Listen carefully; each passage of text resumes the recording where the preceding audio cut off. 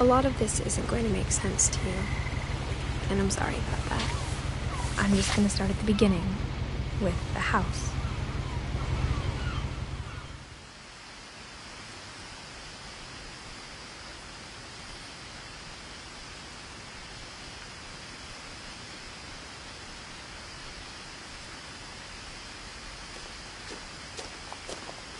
My brother Milton disappeared when I was 4. It was like the house just swallowed him up. Someone had put up a chain link fence, but it looked like I wasn't the first person to hop it.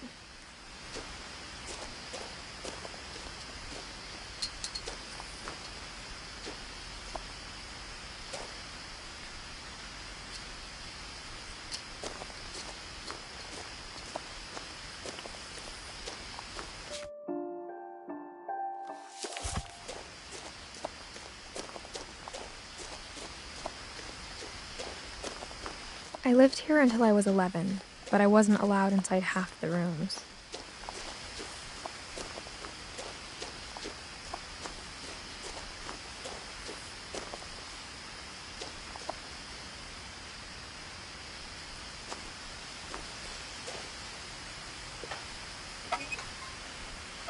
Inside the mailbox were bills from 7 years ago, marked urgent, open immediately.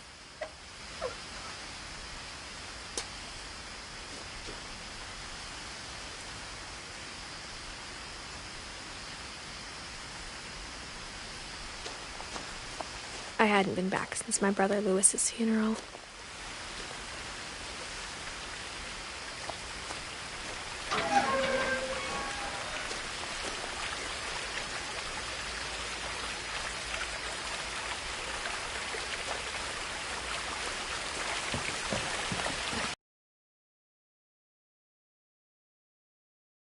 Didn't tell me what it unlocked. Maybe she thought I'd know. Or she thought that the mystery would be enough to bring me back.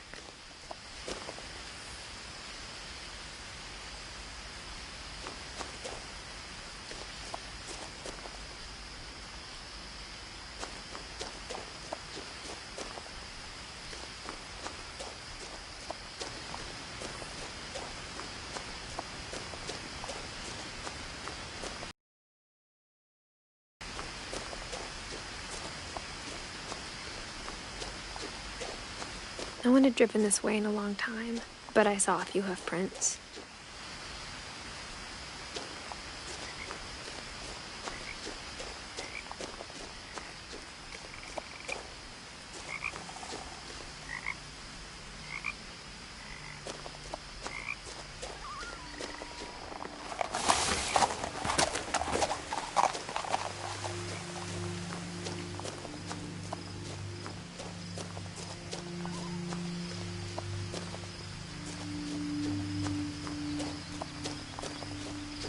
The truth is, even after I inherited the house, I never thought I'd come back to it. But now I had questions about my family that only the house knew the answers to.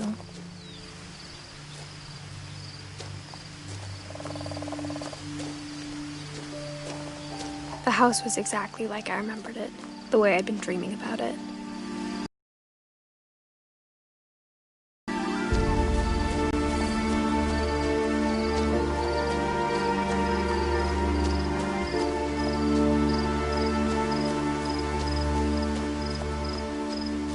The woods around the house have always been uncomfortably silent. As if they're about to say something, but never do.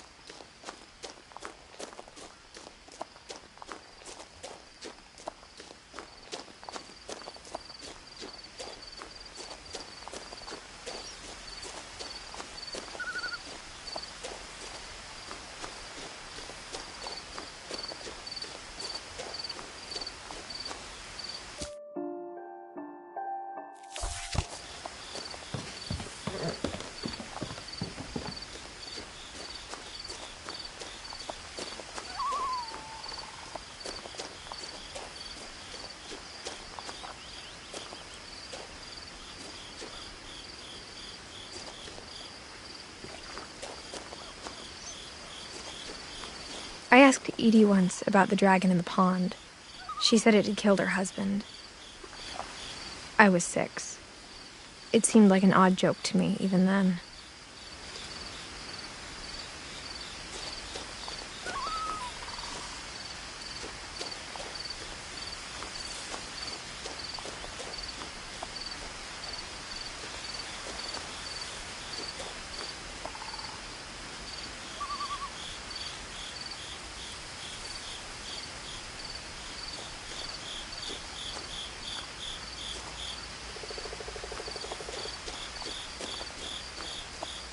As a child, the house made me uncomfortable in a way I couldn't put into words.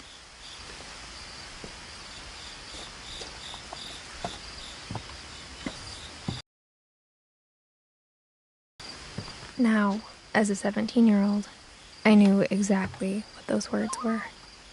I was afraid of the house.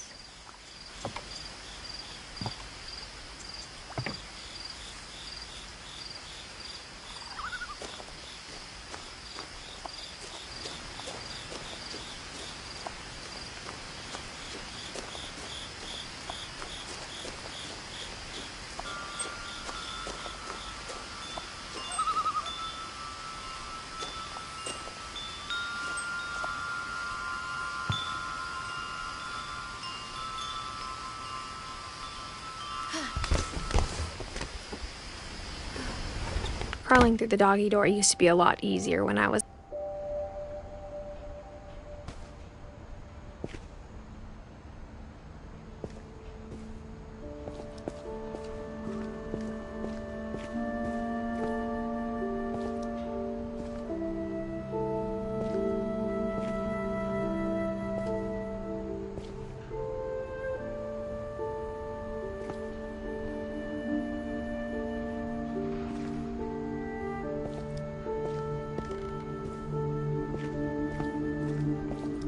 For the first time in years,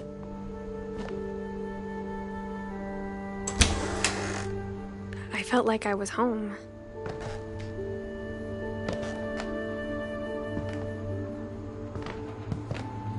But instead of a family, there were just memories of one.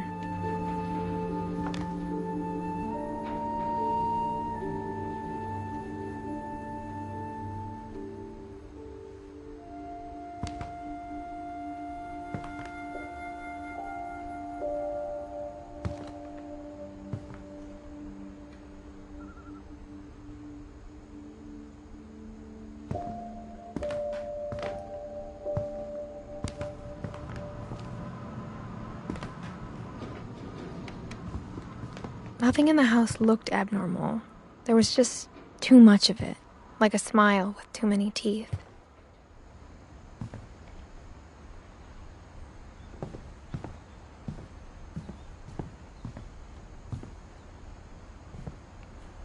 My mom wasn't much of an optimist, but she never stopped believing that my brother Milton was alive.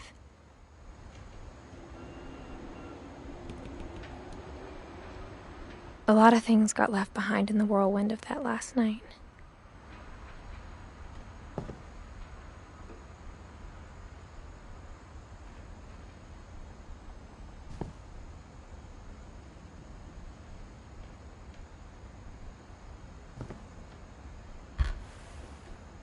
Edie told me once that every Finch who ever lived is buried somewhere in the library.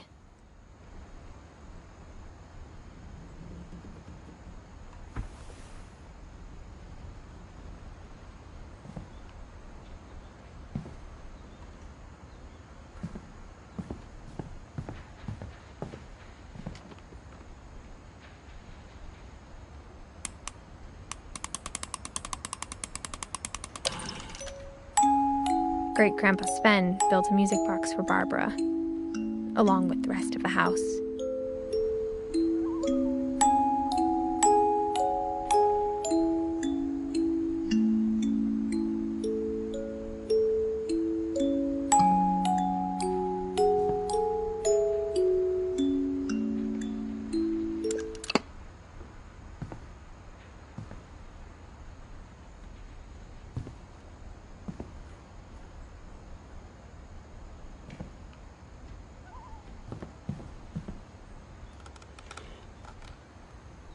Even the fireplace had a story. Edie told me the bricks came from the original house, after it sank.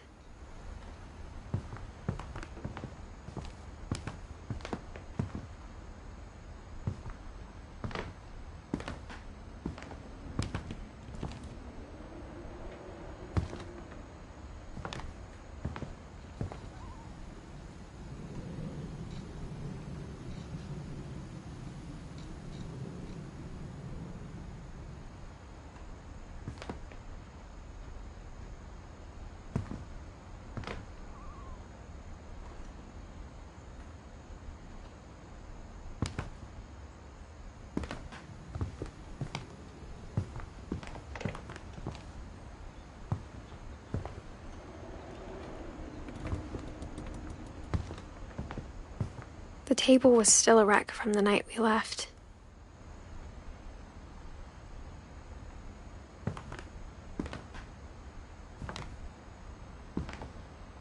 It was like a bomb had gone off, killing everyone but sparing the furniture.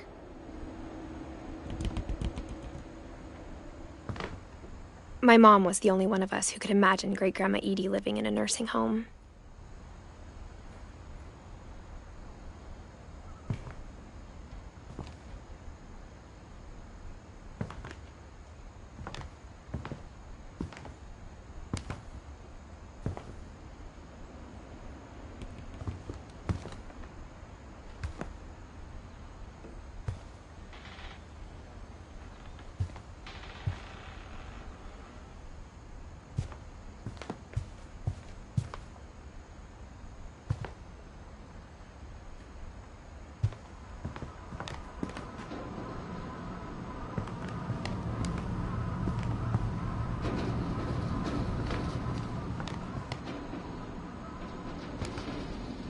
Only one restaurant would deliver to our house.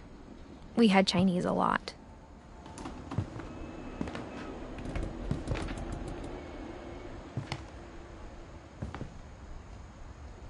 After Louis started working at the cannery, we all got pretty sick of salmon. Except our cat, Molly.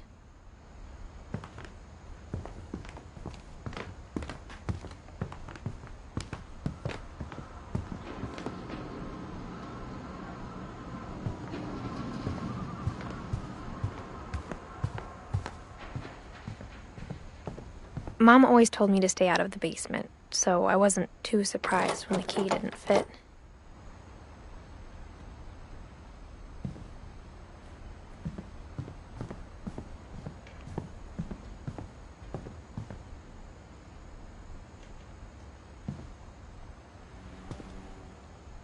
After Milton disappeared, Mom sealed up all the bedrooms. Then Edie retaliated and drilled peepholes.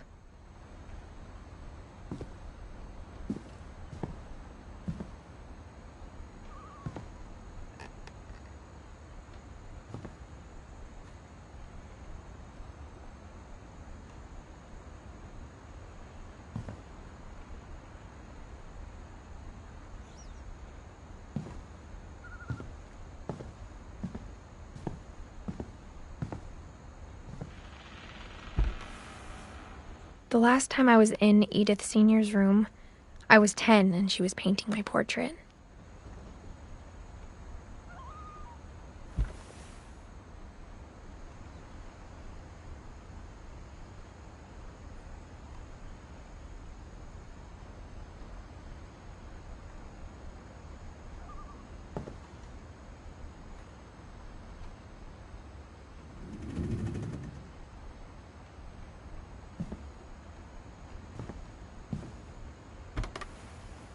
As a kid, I just assumed every house had peepholes and sealed rooms you weren't allowed inside of.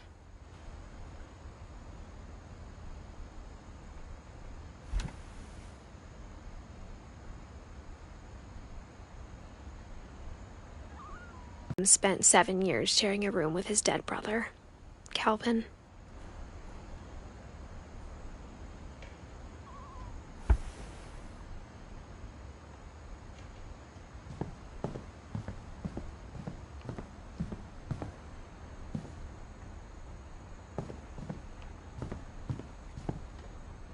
Whenever people ask me about my family, the first thing they always want to know about is Barbara.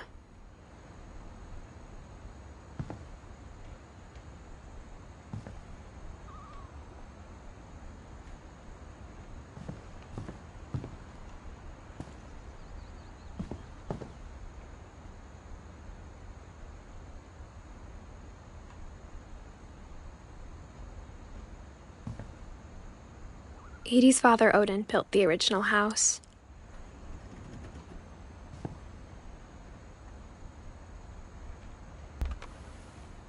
Barbara was a child star for 2 years.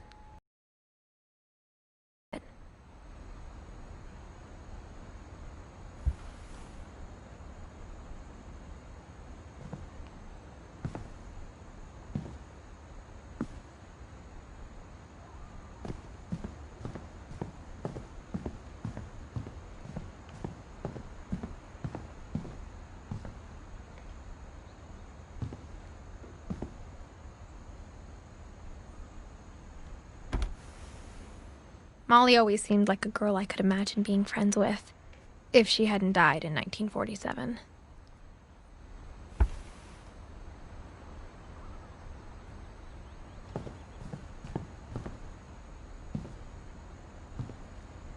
I spent a lot of time playing in Great Uncle Walter's room.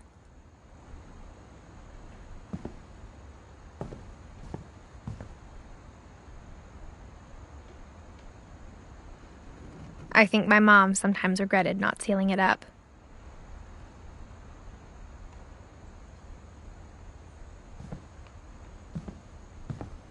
Lewis told me there were secret passages, but I never believed him.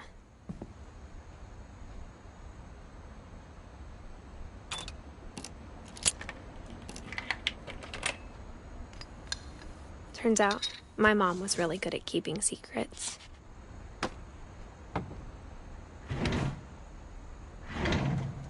Now it was time to find out what my mom had been afraid of.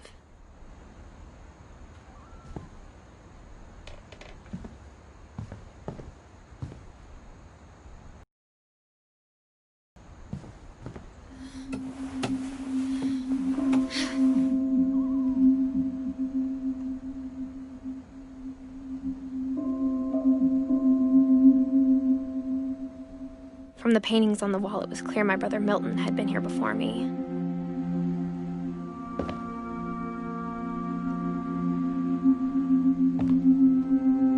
Reading this, maybe it sounds like I had a plan. But I had no idea what was behind that door.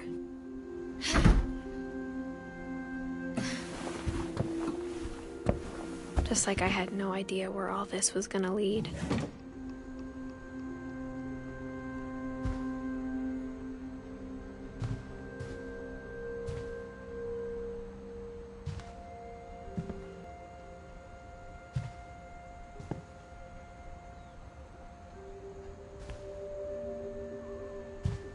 I grew up looking at Molly's room through the peephole.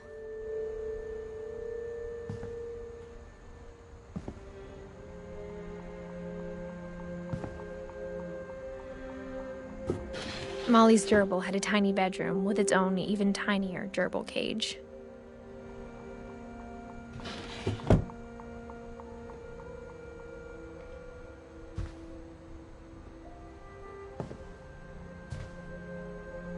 Being inside for the first time, I felt like I'd stepped behind a painting.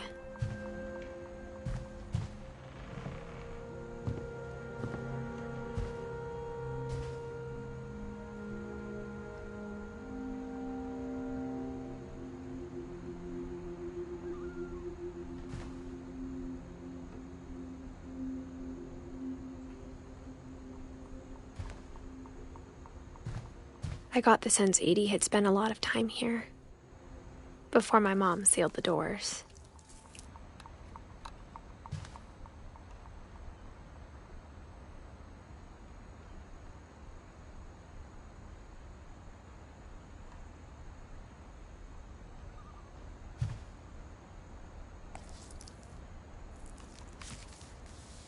December 13th, 1947. Dear Diary, I'll be gone soon, but I wanted to tell somebody about what's gonna happen. It started when Mom sent me to bed without dinner. I woke up and I was starving, so I looked around for something to eat.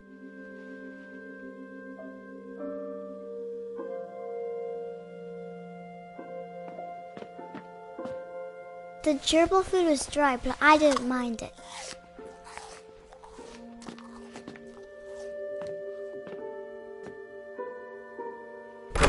Mom, can I come out now? Sweetheart, it's late. Go to sleep.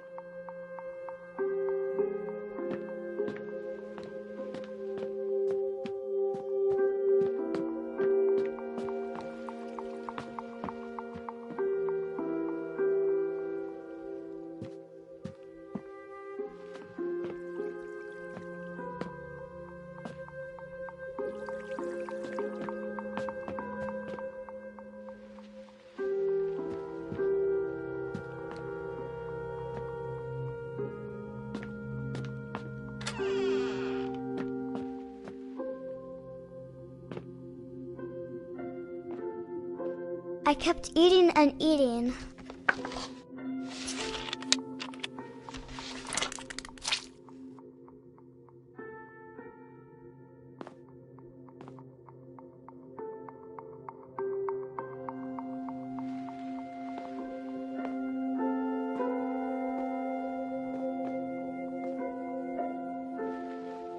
I ate a lot of things that night.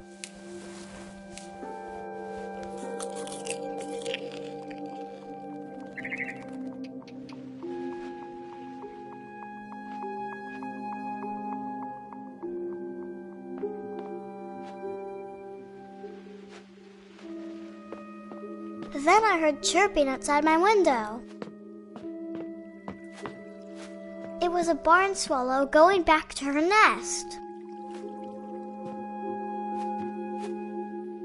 I reached out for her.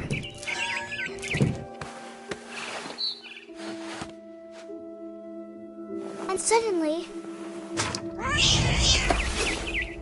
I was a cat.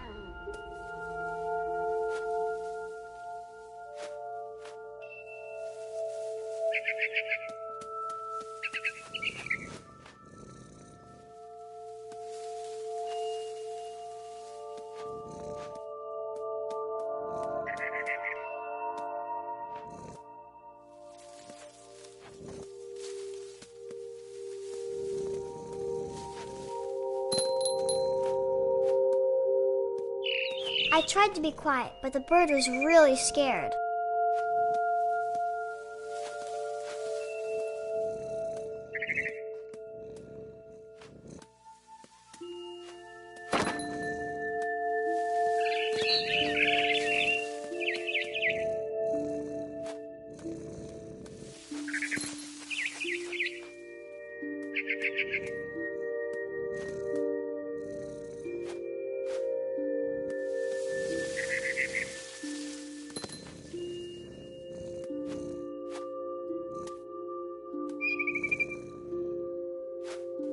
Mom and Dad didn't even look at me.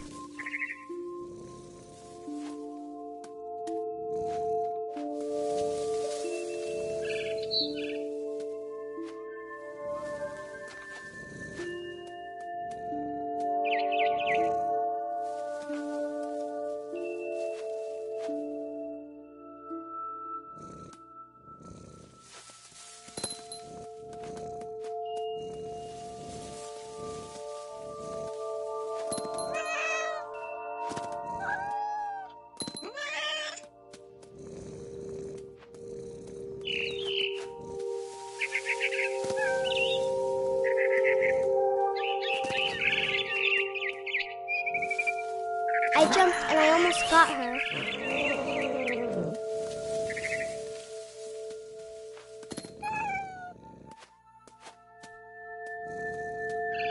I could tell she was getting really tired.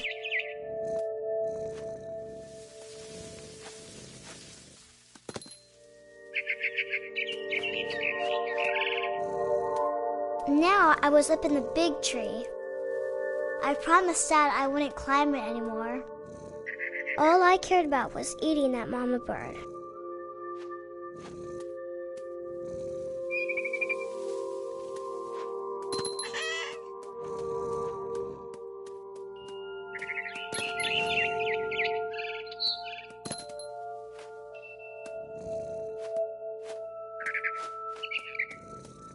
I gobbled her up. And suddenly, I was an owl. First, all I heard was the wind. Then I heard little teeth nibbling in the grass.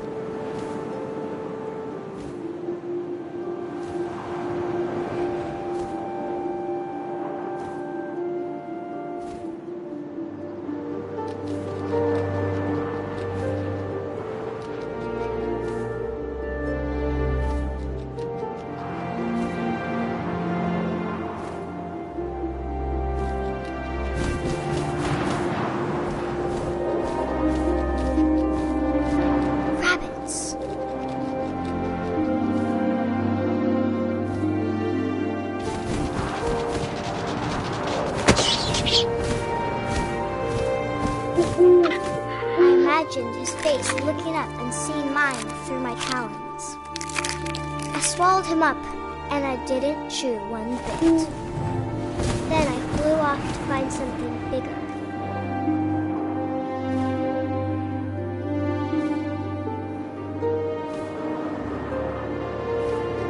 A mama rabbit.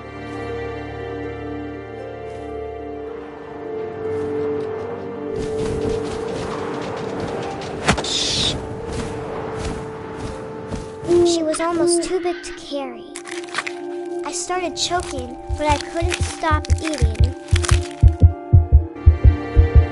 And suddenly, I was a shark.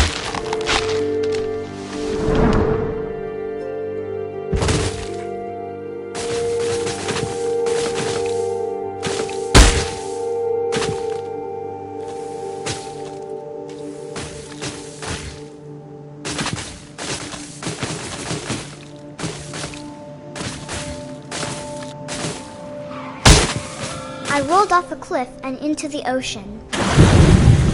Now, I was hungrier than ever.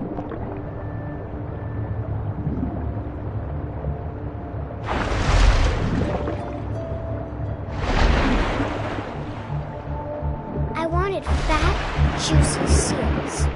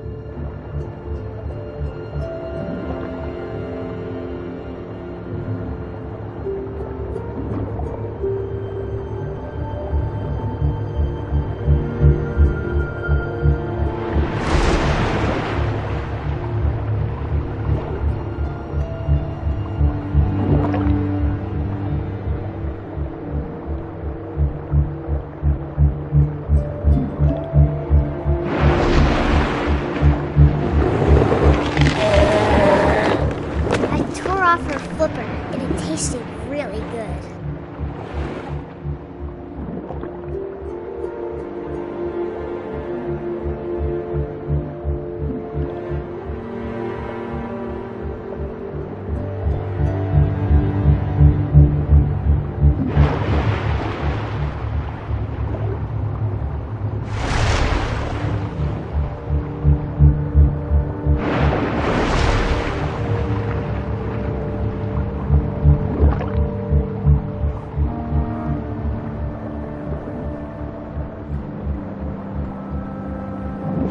Grabbed on tight. But I was so hungry, I jumped out of the water. When I opened my eyes, everything had changed.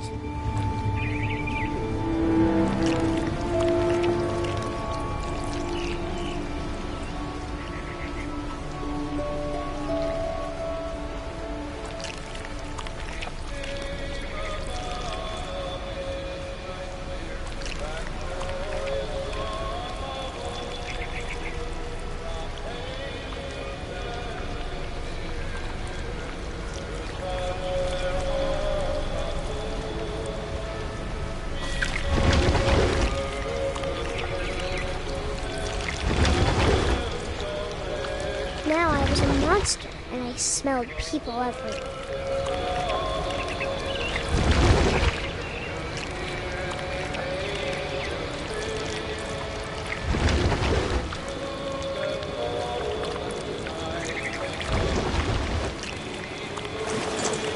I was big, but I moved real quiet.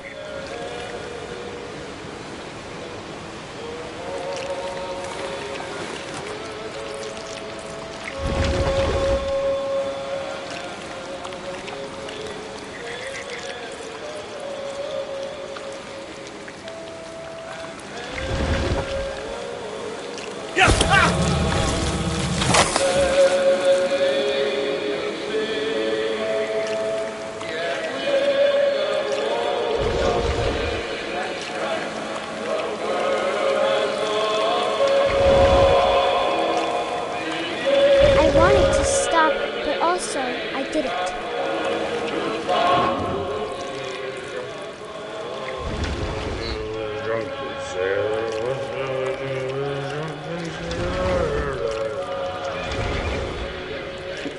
His belly was rusty, his belly was rusty, his belly was rusty, razor.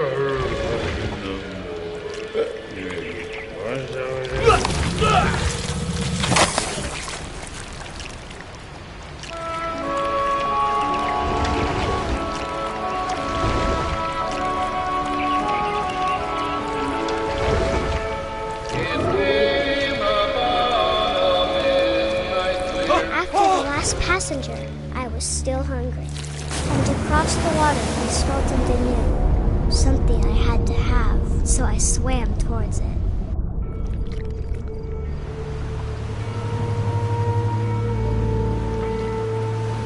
I slithered onto the sand, and the good smell went into an old pipe.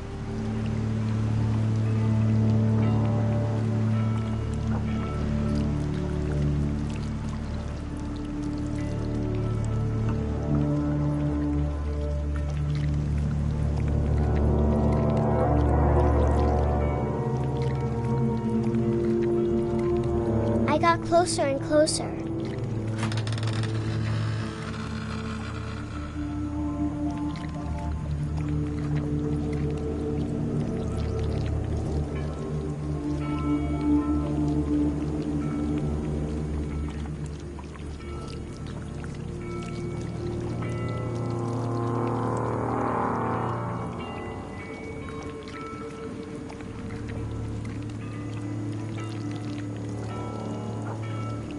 All of my stomach started growling.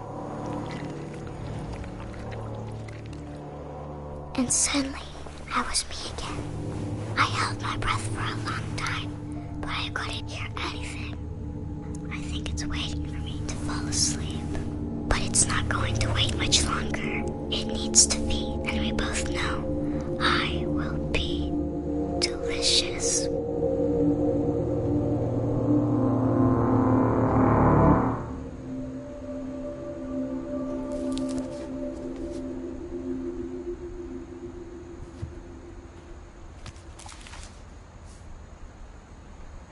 I'm not sure if I believed all of that, but I'm sure Edie would have.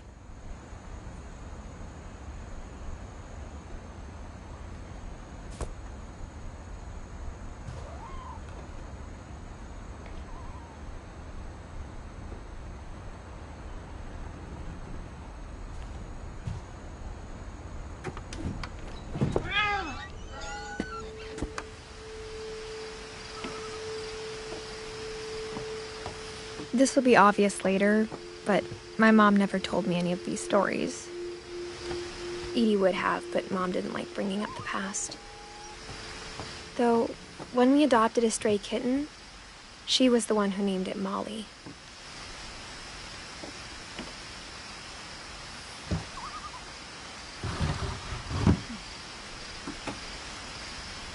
I spent a lot of time in Great-Grandma Edie's room.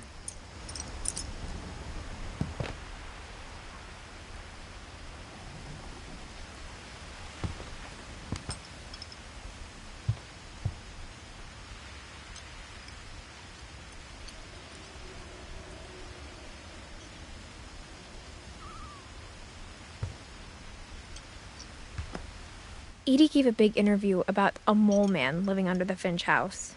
My mom was furious. I hadn't thought of myself as Edith Jr. for a long, long time. One summer, they evacuated the island, but Edie refused to go. For a few weeks, she was a celebrity.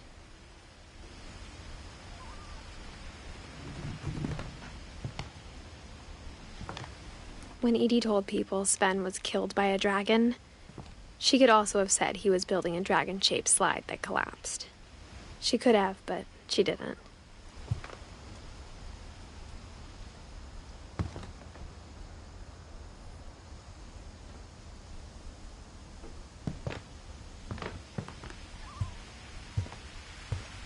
Edie knit me a new pair of gloves every year, just in time to replace the old ones. Louis died a week before we left, but Edie had already started to memorialize him.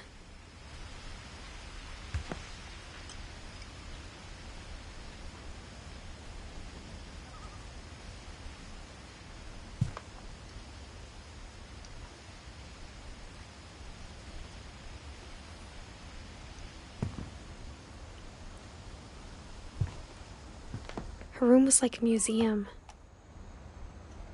For 500 years, the Finches have been famous throughout Norway for their fortune and misfortune.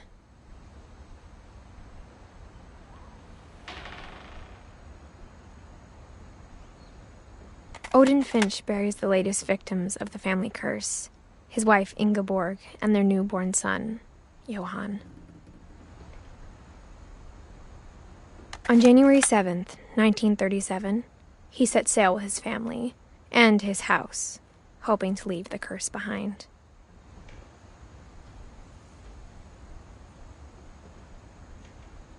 But 40-foot waves off the coast of Washington send the house and Odin to the bottom of the sea. Odin's daughter Edie, with husband Sven and baby Molly, step ashore on their new home, Orcas Island. Odin Finch is the first to be buried in the new family cemetery. His daughter Edie is already dreaming of a new Finch house.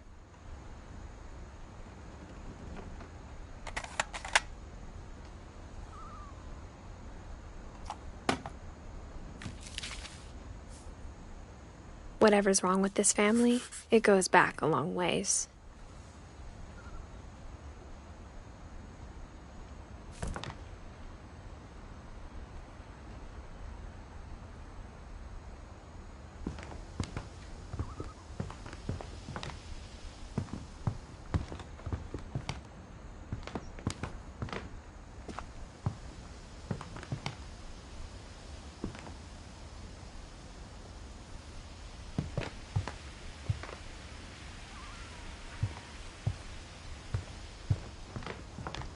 Even in her 90s, sometimes Edie seemed a lot younger than my mother.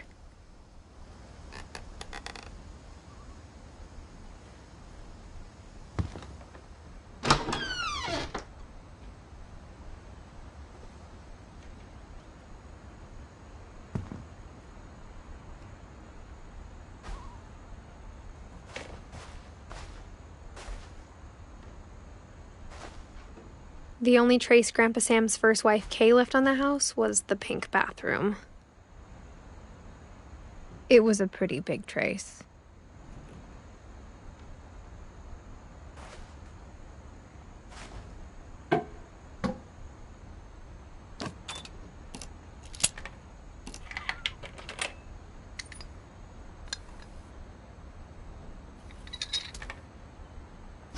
There's a secret in this bathroom.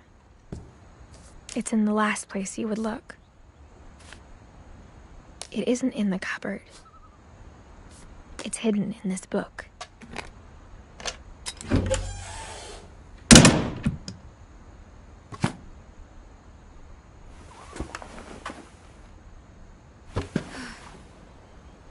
Sven gave Sam an old camera he'd refurbished. He never put it down.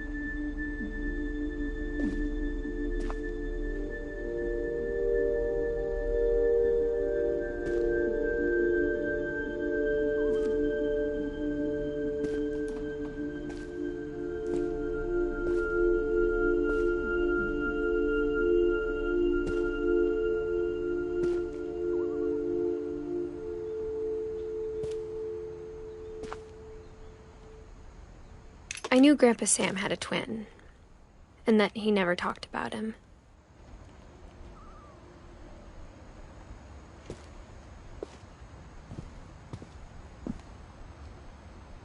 I guess my grandpa didn't like history any more than my mom did.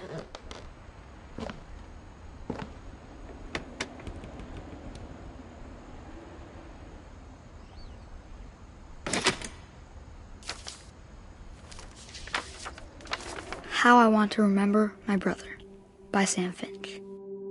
The thing I remember is that when he made up his mind, that was it.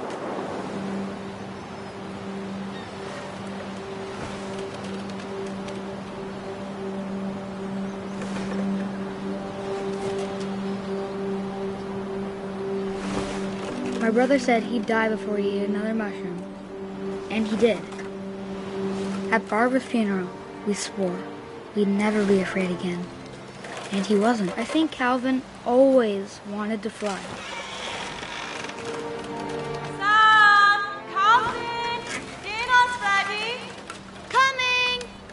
But that day, he finally made up his mind to do it. I told him going around was impossible. Maybe if I hadn't said that,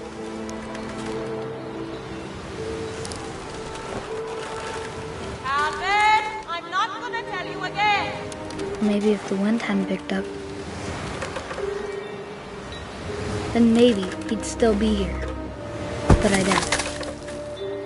I think he'd already made up his mind.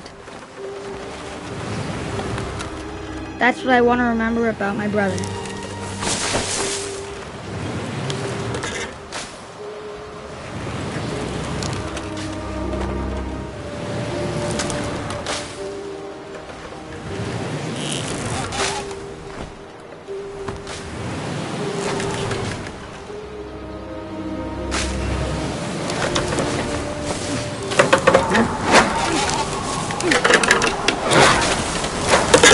The day he made up his mind to fly, and he did.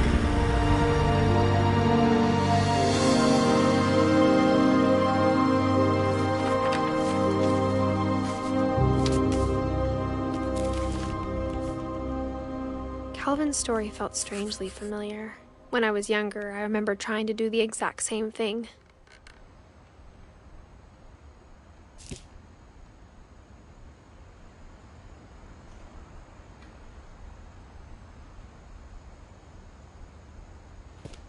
After the funeral, Edie roped off Calvin's half of the room.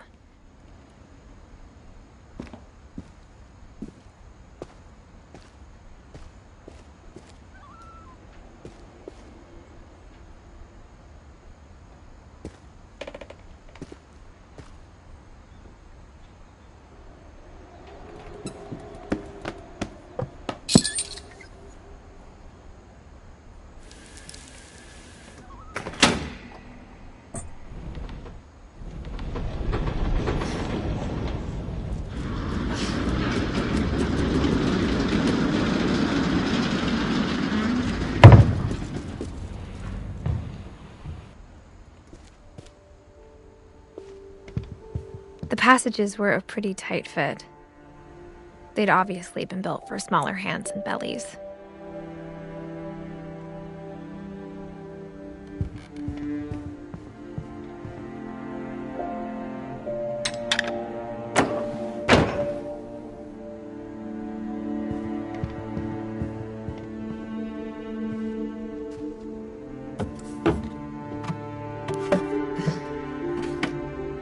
Growing up, I always thought of Barbara as a child star.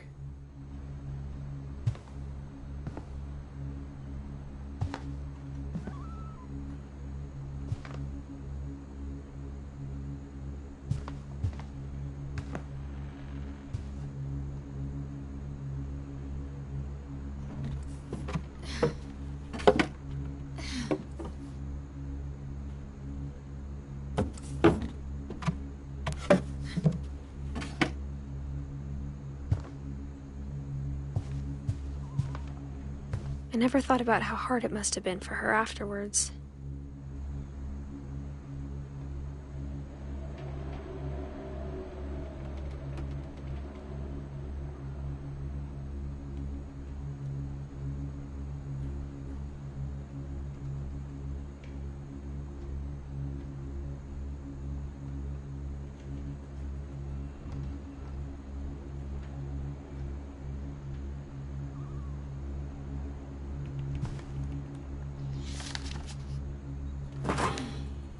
Of all the stories people wrote about Barbara's death, I'm surprised Edie saved this one.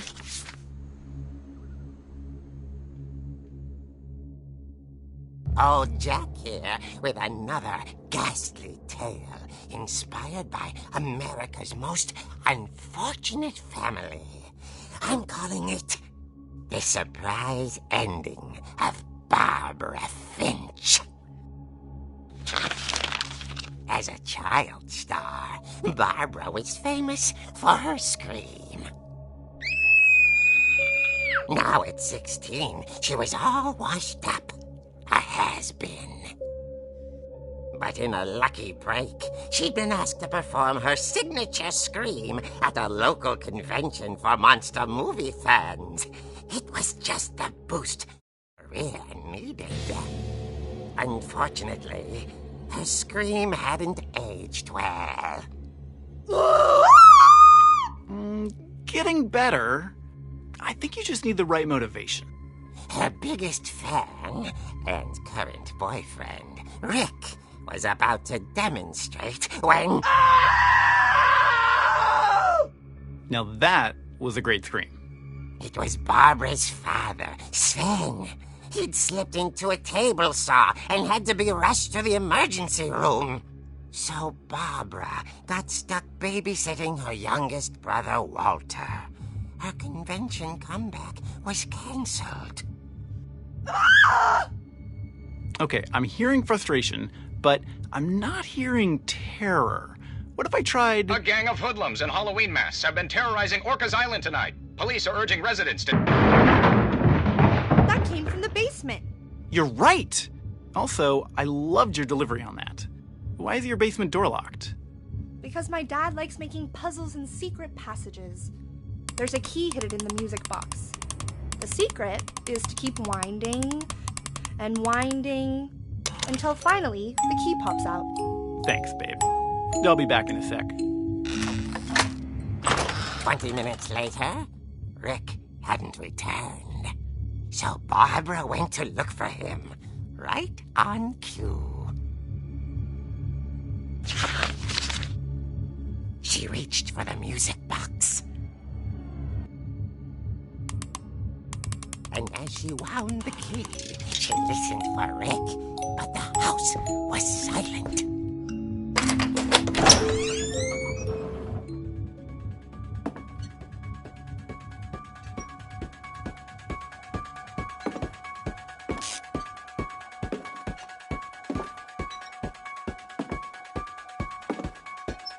She found Rick's crutch and imagined the worst.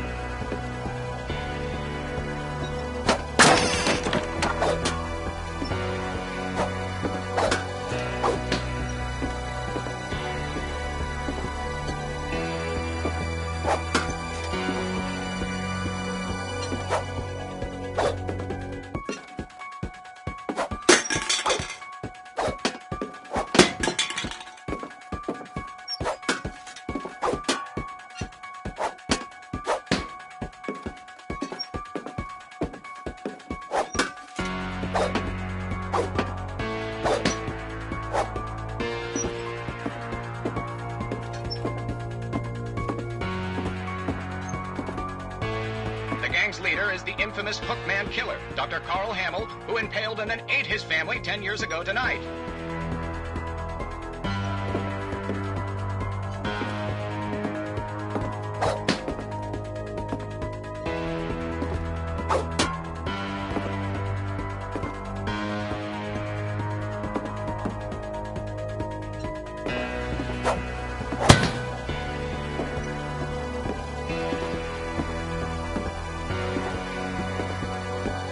The old fridge rattled and grew stale.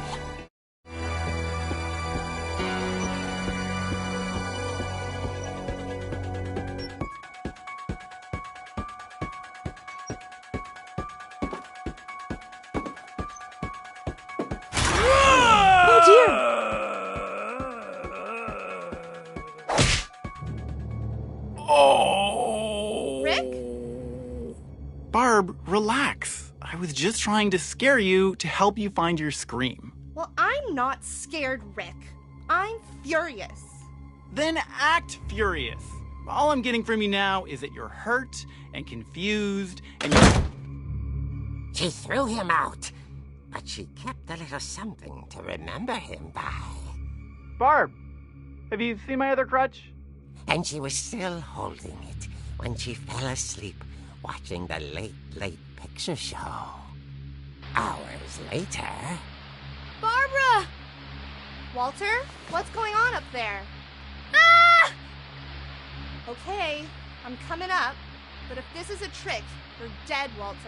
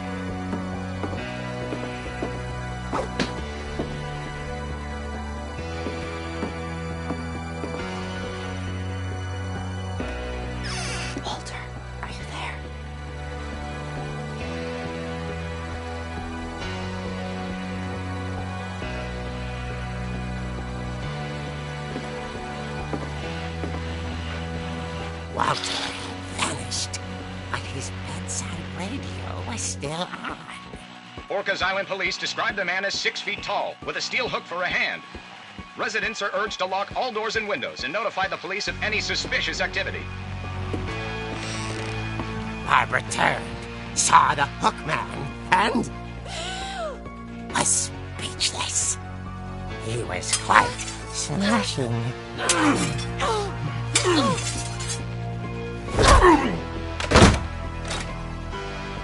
And he realized he couldn't get enough of Barbara. Okay, Barbara, there's gotta be another way out of here. That night, she played her part beautifully.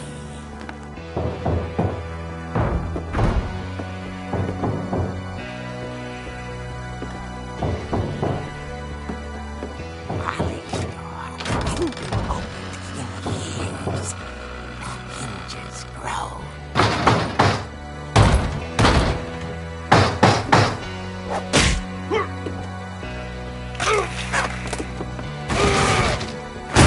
He wasn't moving, but she sensed the story might not be over yet.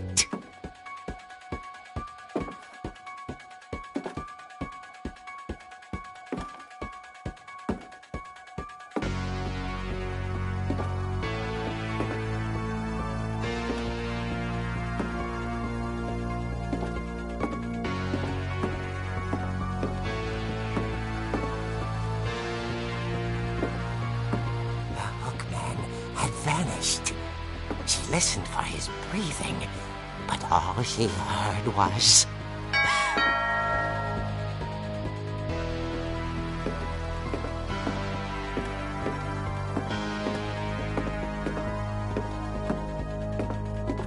At the door, she heard whispering. It was coming from inside the house.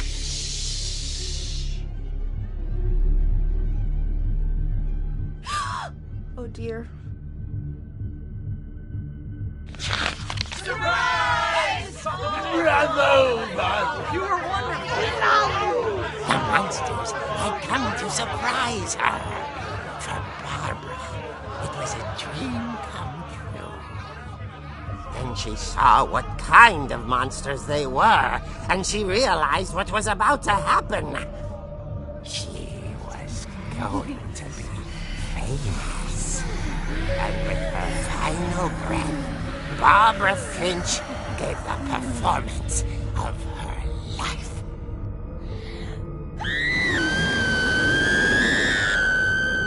I wasn't there myself, but I hear Barbara was magnificent. Poor girl. She had a taste for stardom. But unfortunately, so did her fans. Of course, the police blamed it all on poor Rick, who disappeared the same night. And little Walter? Hiding under his bed the whole time. He took it all pretty hard, but that's another story. As for Barbara, tucked inside the music box is all they ever found of her. Her ear. Now that's what I call a real eerie tale.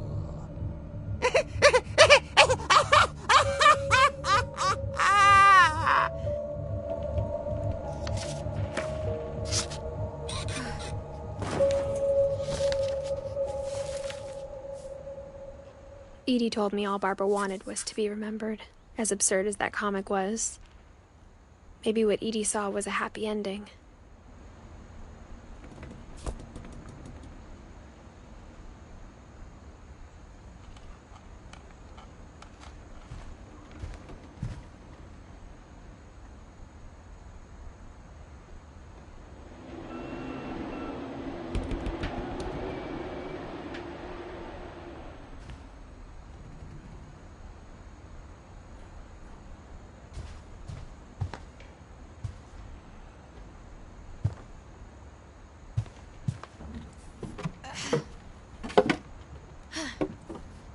I guess now I know why Mom didn't like me playing with the music box.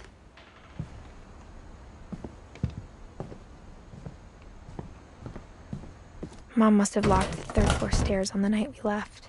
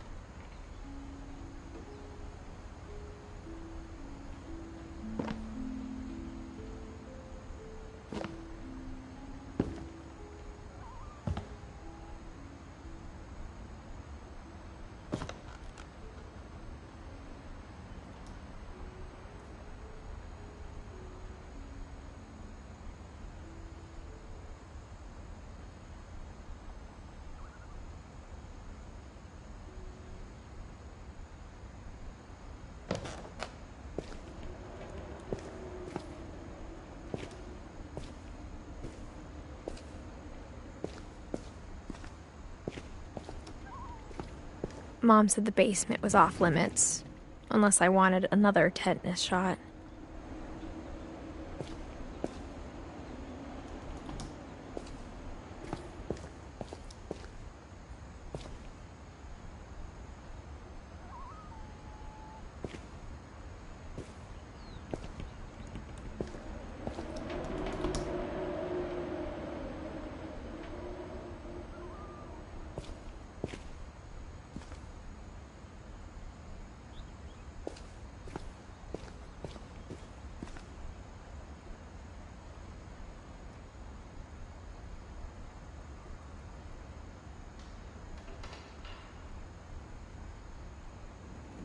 I saw Edie sneak down to the basement once, carrying packages.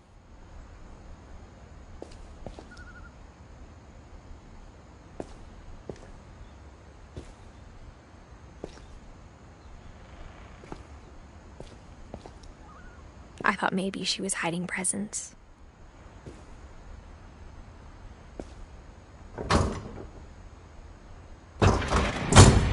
It turned out she was hiding a lot more than that.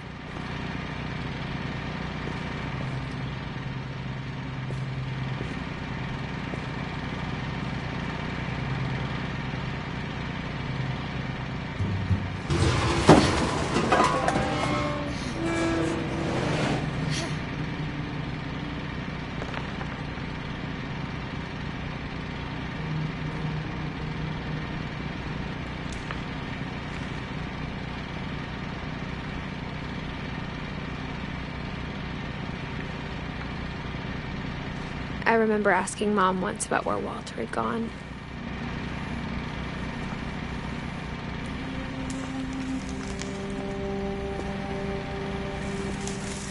She said after Barbara died, he got as far away as he could.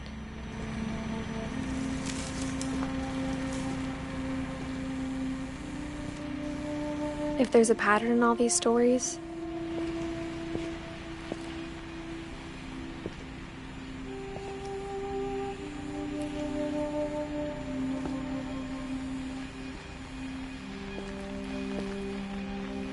I think it's that none of us has gotten very far.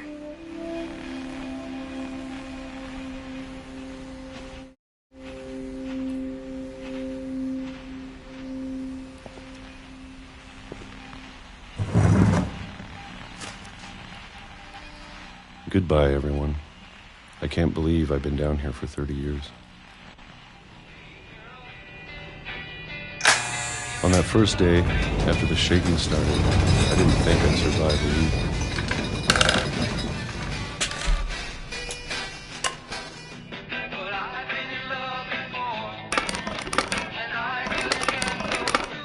But after a few days, I settled into a routine. That's what kept me sane. Having a schedule, living for today. I always expected to be dead tomorrow. But if you wait long enough, you get used to anything.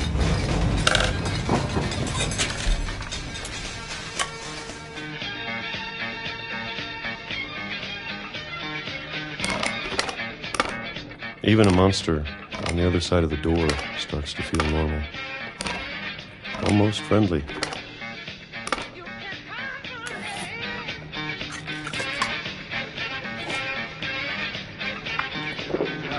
And then one day, everything just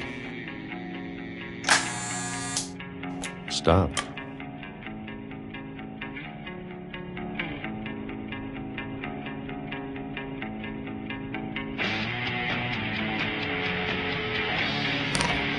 Whatever that thing was, it was gone.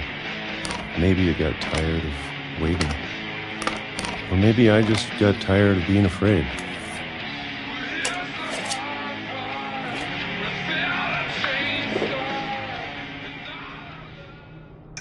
It's been a week now, the longest in 30 years.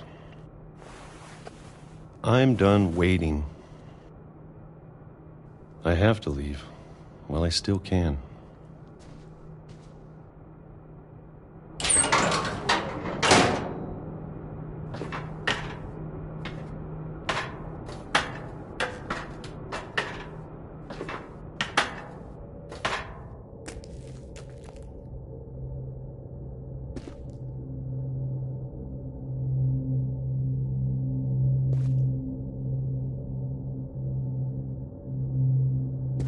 I know it's out there, somewhere.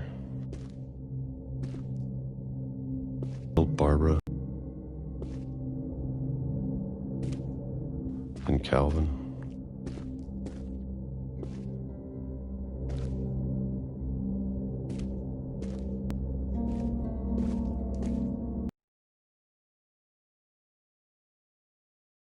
This is all a mistake.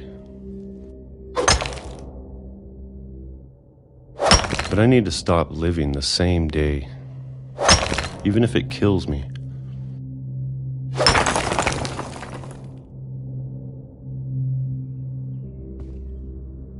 Whatever's out there, I want you to know I'm ready for it.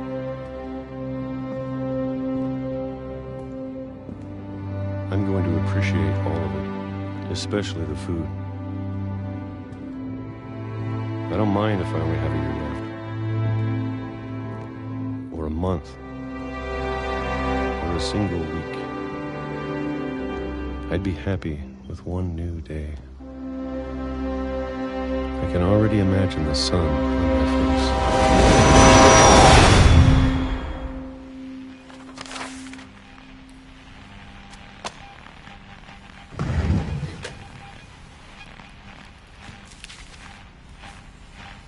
Walter died when I was 6.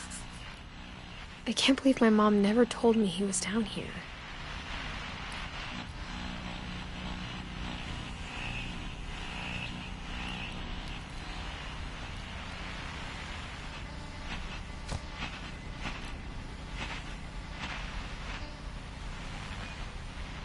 I'm sure my mom was trying to protect me.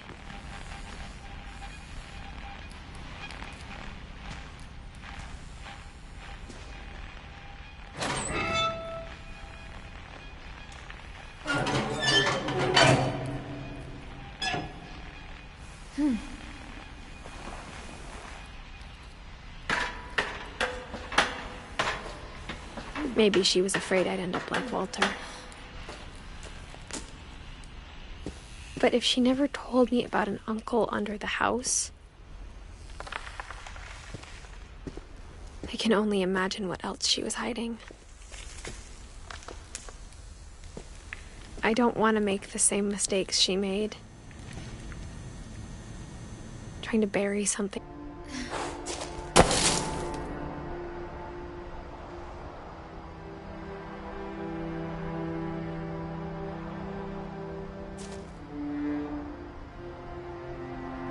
Now that there's only one of us left, or maybe 2, I thought it was time I heard the stories for myself.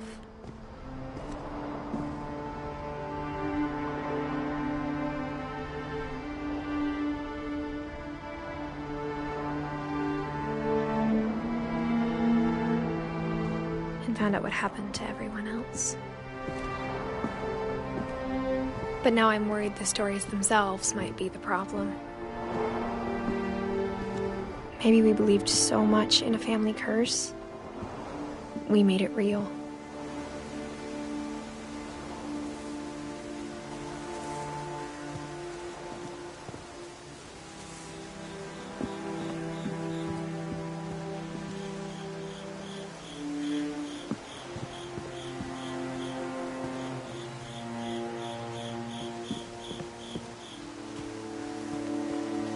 I don't know if I should even be writing this.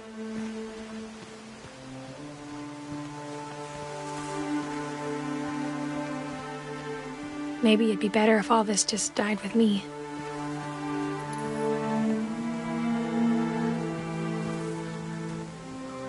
But I thought you should know about your family.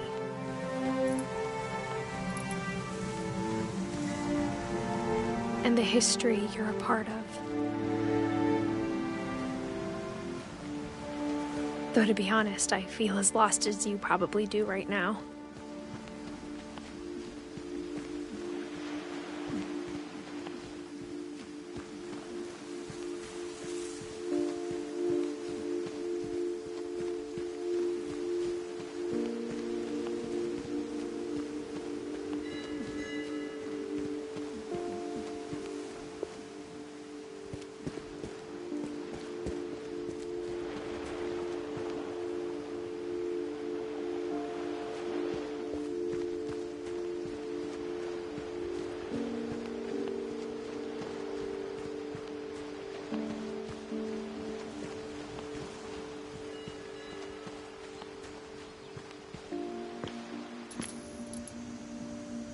I think the people in these stories believed them, for what that's worth.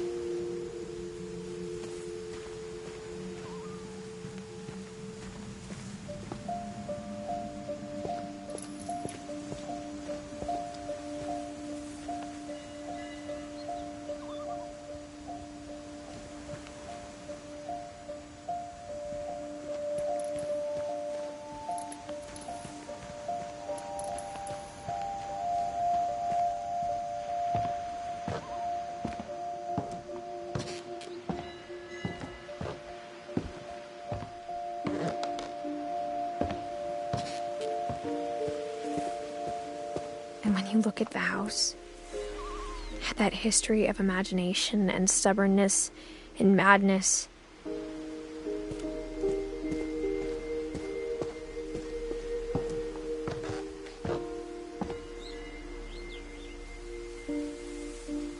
any of it seems possible.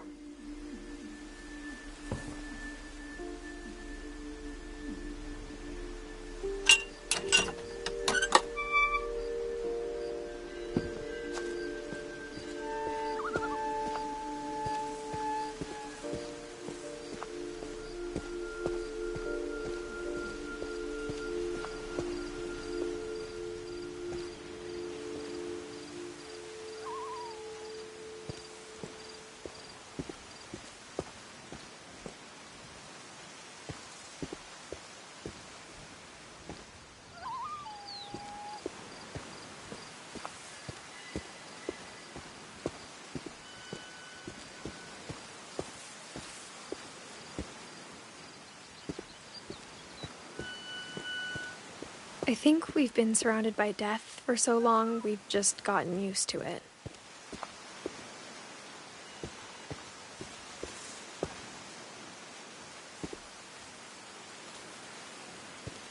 What kind of family finishes building a cemetery before starting the house?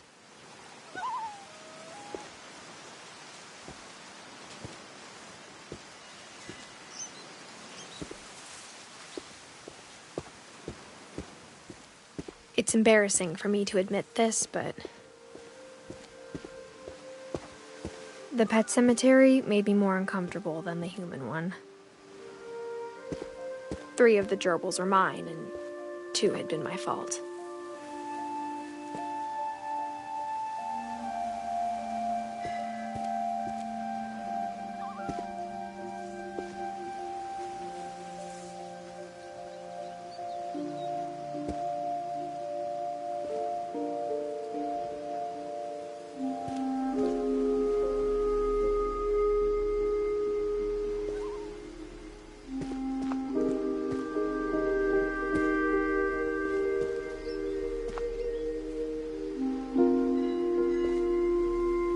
Sven built the house, but it was Edie who designed the cemetery.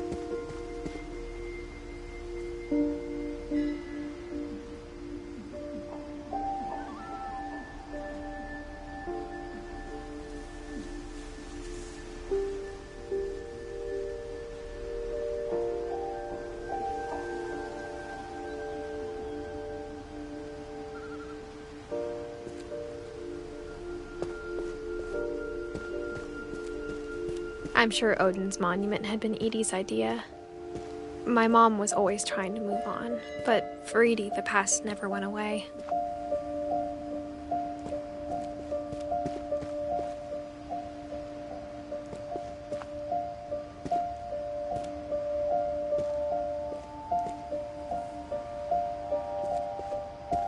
She could see it poking out of the water at low tide.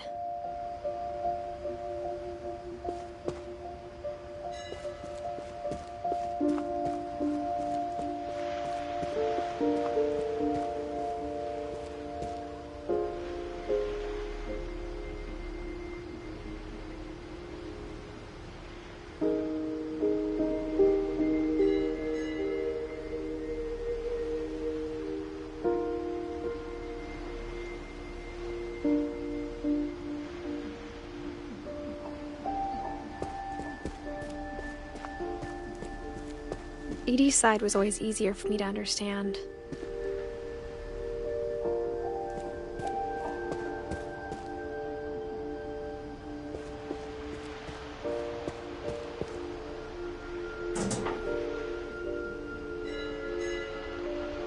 Edie said she dreamed about the old house every night.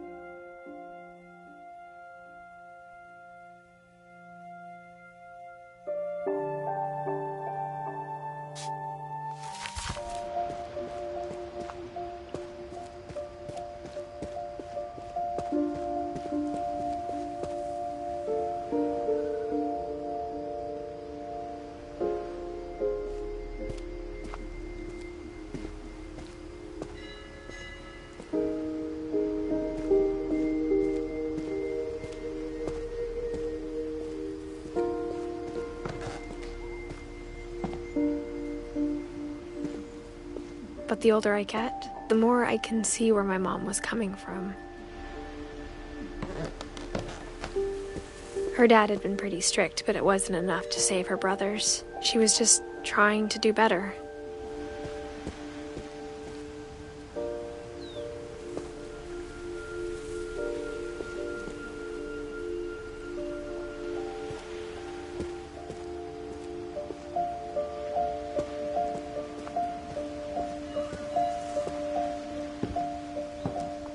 She lost 2 of her brothers, just like I did. I get why she tried so hard to protect us.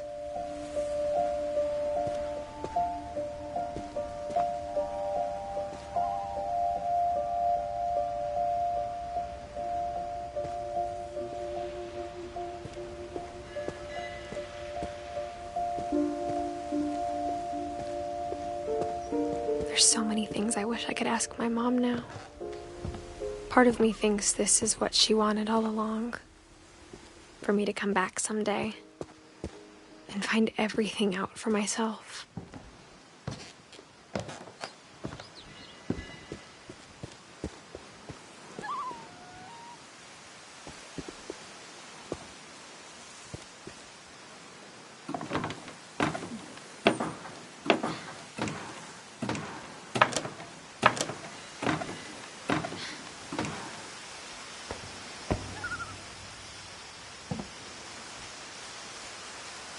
But looking back on it now,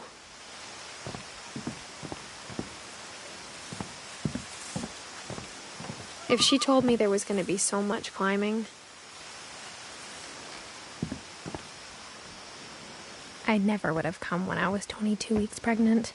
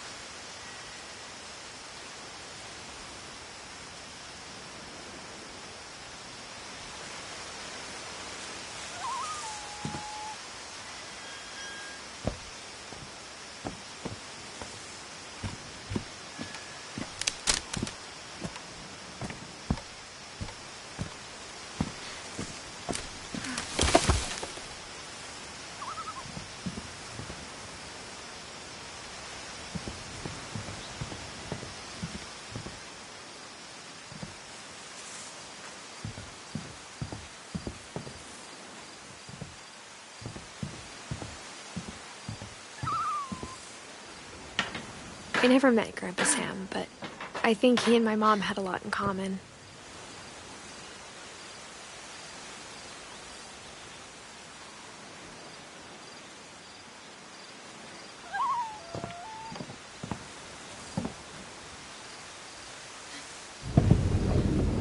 They were both pretty intense.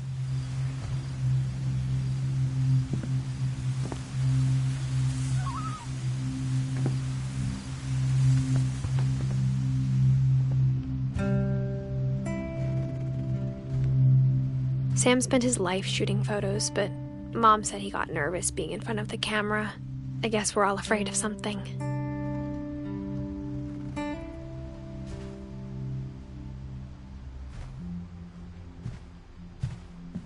Instead of hiding from death, Sam seemed to go out of his way to meet it.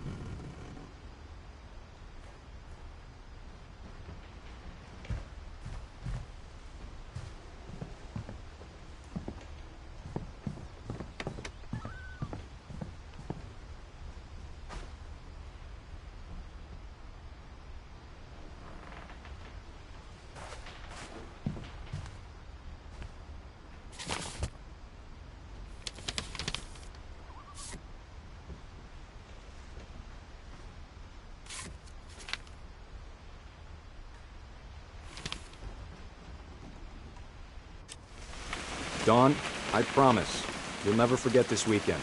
Yes, sir. These memories are gonna last a lifetime. Am I gonna have to shoot anything? It's a hunting trip, Dawn. Shooting is strongly encouraged. Perfect. It's gonna rain the whole weekend, isn't it?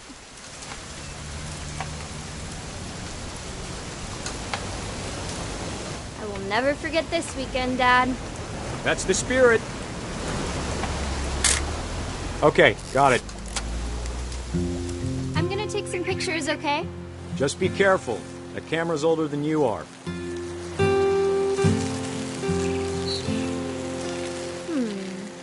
Definitely should not have drunk all that coffee. Hey! That's a keeper. I'm just saying, I'm not always gonna be here, Dawn. You'll need to remember this stuff, if you want to survive. I'll be fine, Dad. You know who else thought he was gonna be fine? Some guy who died. Dawn, I'm being serious. I know, Dad. You're always serious. Doesn't being out here make you want to chill out? Well, to tell you the truth, I haven't been out here in 20 years.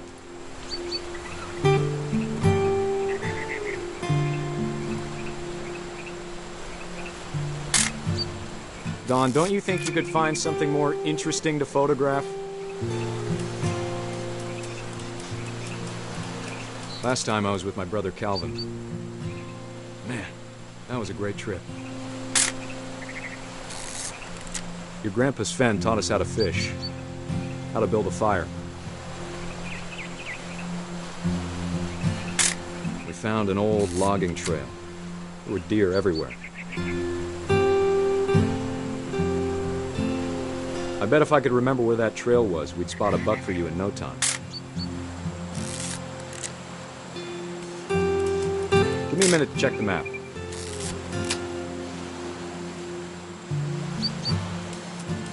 Dad! Good eyes, Dawn.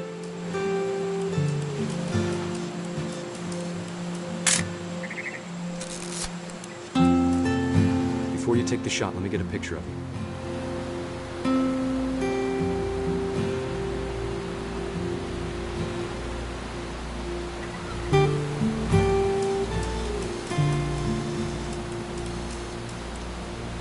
Dad, Just breathe. Turn off your imagination. Focus on your target.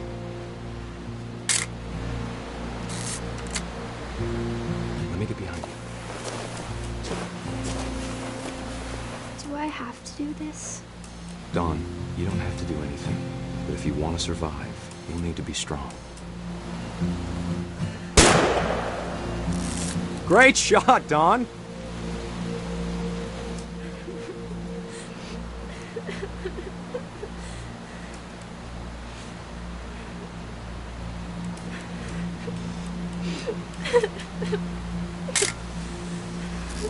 I'm proud of you, Dawn. Always remember that, okay?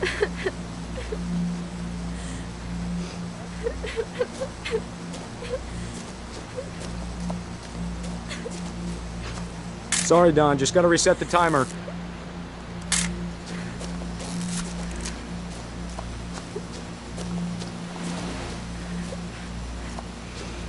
Dad, it's twitching. I think That's it's totally normal, Dawn. Just focus on the camera. Try not to think about... Dad!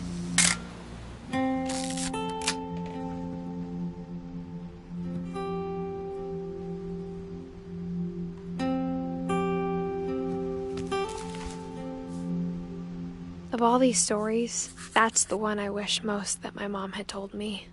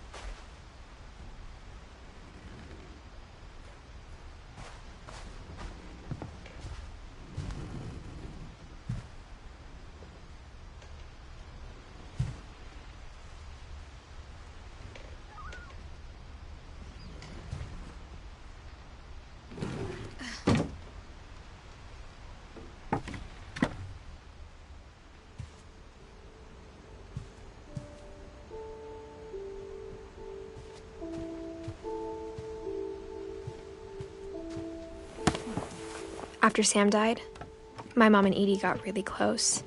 They'd both lost a lot.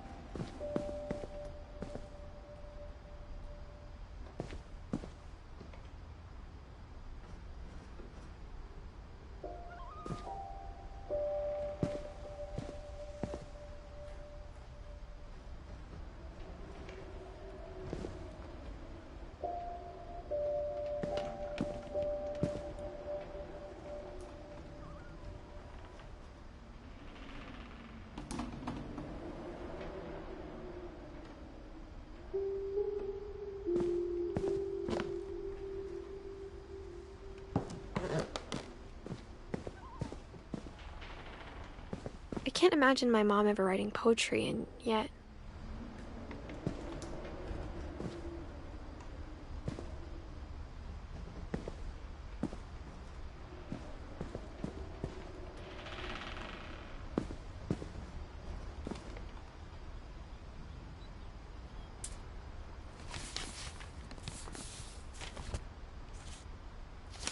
Dear Kay, do you remember the way Gregory used to laugh when he thought he was alone?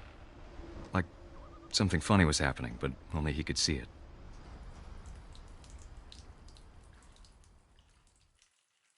I think he saw things the rest of us don't.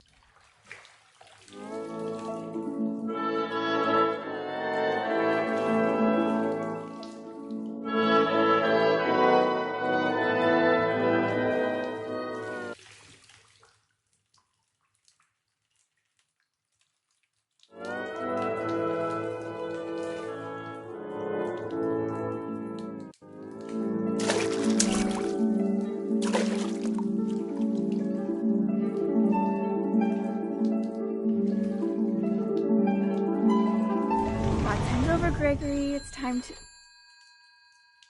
Hold on, sweetie. Hello? Sam, I told you I don't want to talk right now. I wonder what he saw.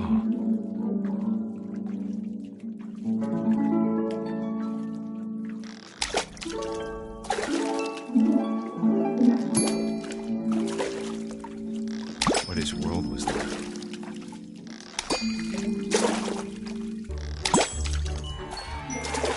He reminded me so much of Calvin. Lost in his imagination. Whatever it was he saw.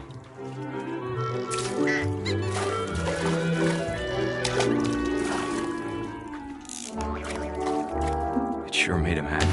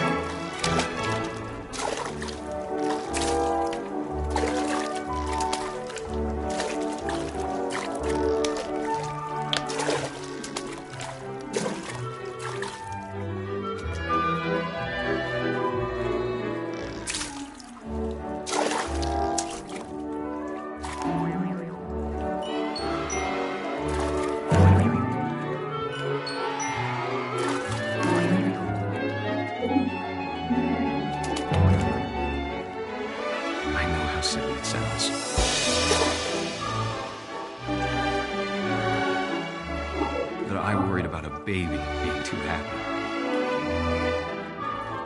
But I could feel him slipping away.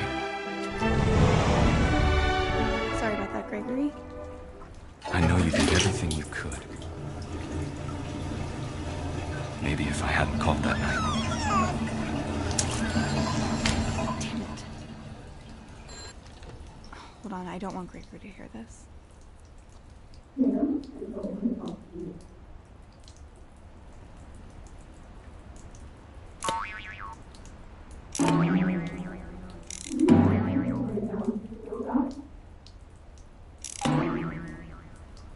I wish he could have told us about the world he saw.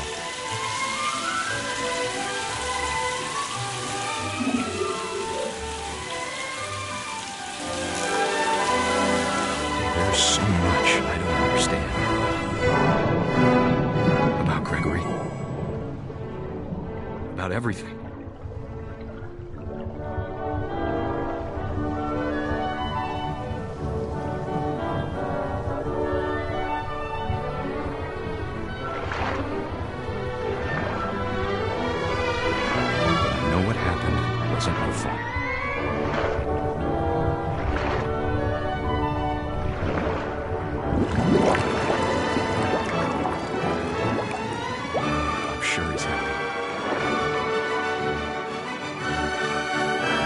he'd want you to be happy too. Good luck, Kay. Love, Sam.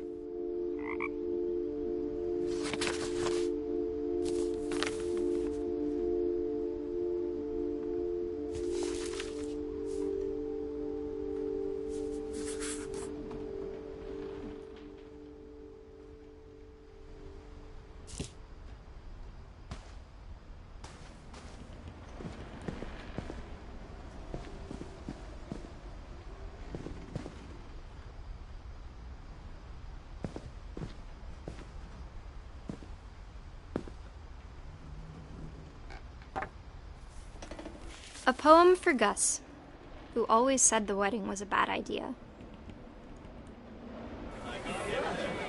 Our father never hit us kids, at least not very hard, before the day my brother said with teenage disregard that he'd be dead before he'd see a wedding in our yard.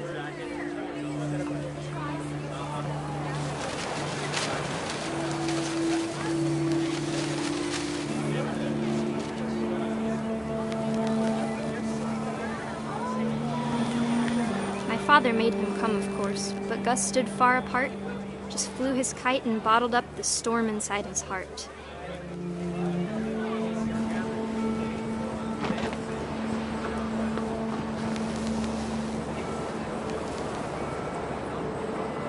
I tried to talk him out of it, but though he'd never met her, we don't need a stepmom, were the words that I now pronounce you husband and wife. You may kiss the bride.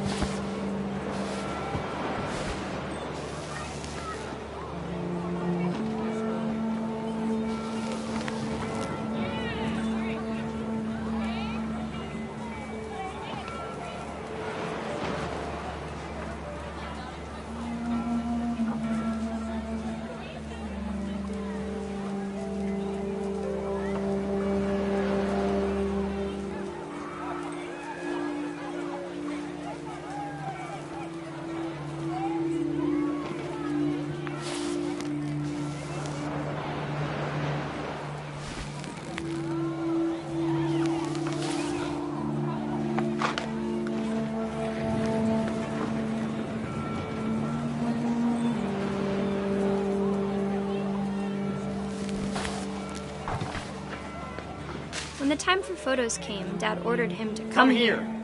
But Gus declined, and as a sign held up his middle finger.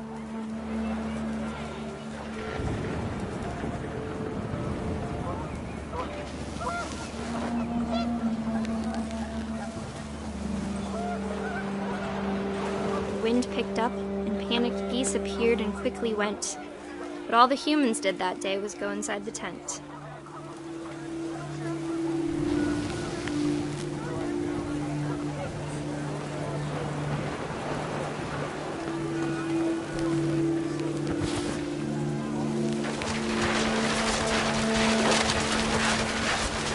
Rain came down in buckets then, but no one seemed afraid that nature might destroy the tent our dad had crudely made.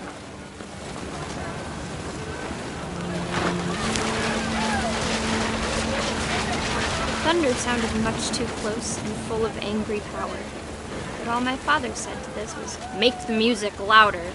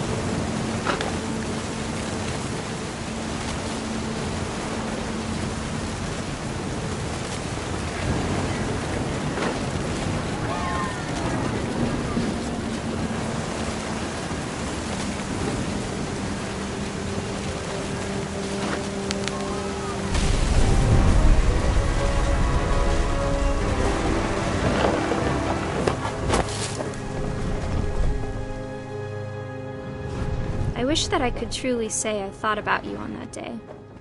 Out there on the beach alone, just you, the wind, the sea, and foam. But I didn't, until we found you.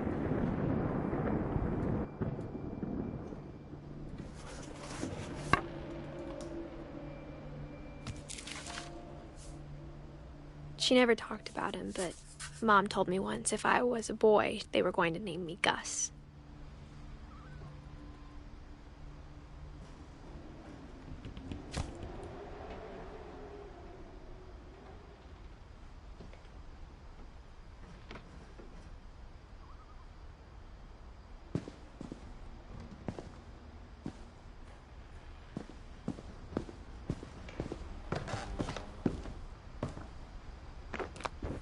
My mom moved up to the loft after her brothers died.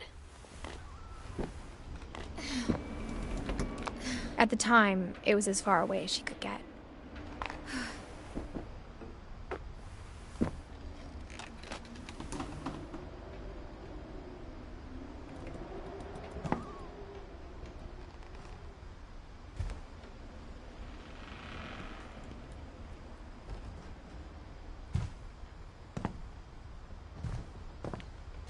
Religion was another thing my mom never talked about, but I think it helped her a lot after her dad died.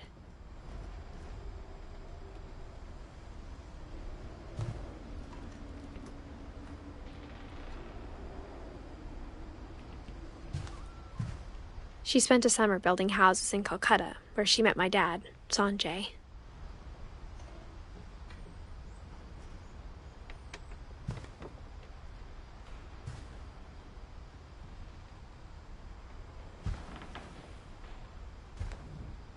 My mom moved to India a week after graduation and got a job teaching English. Louis was born a year later.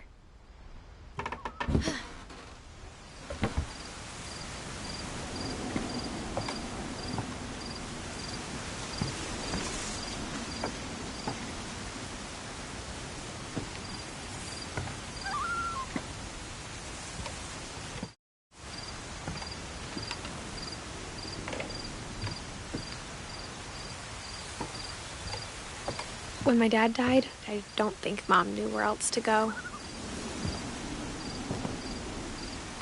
I'm sure Edie was happy to have her back. And to see kids in the house again.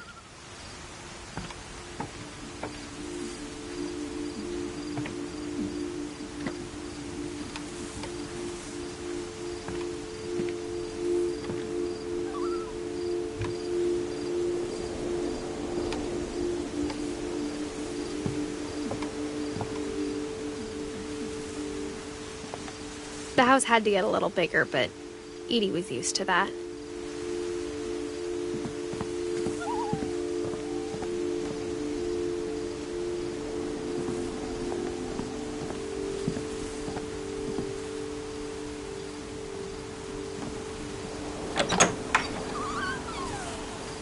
And for a while, things were good, almost normal.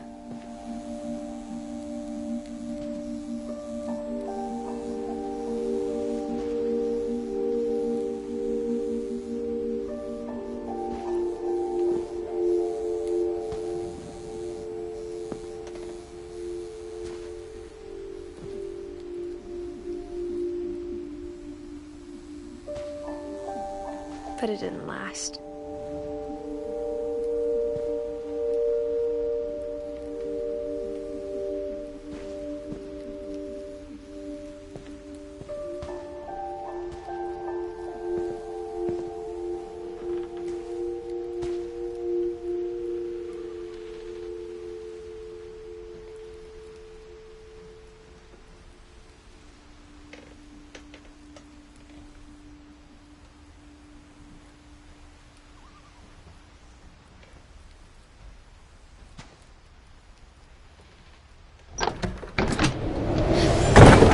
The beginning of the end was Milton's 10th birthday, when Edie gave him a castle.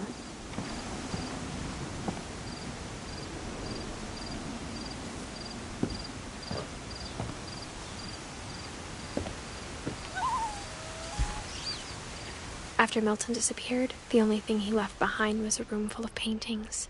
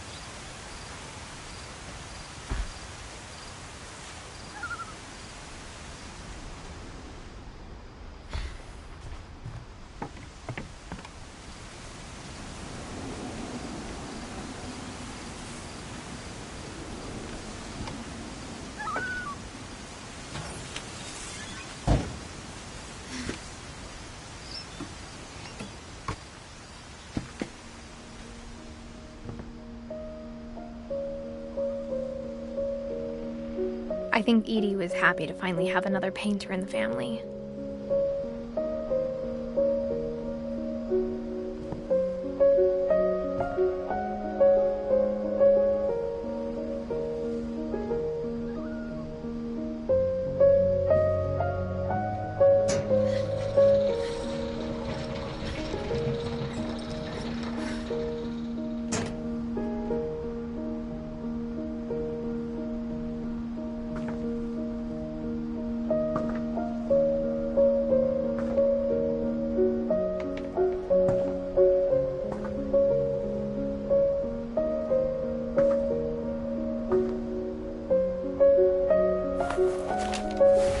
Milton Finch in The Magic Paintbrush.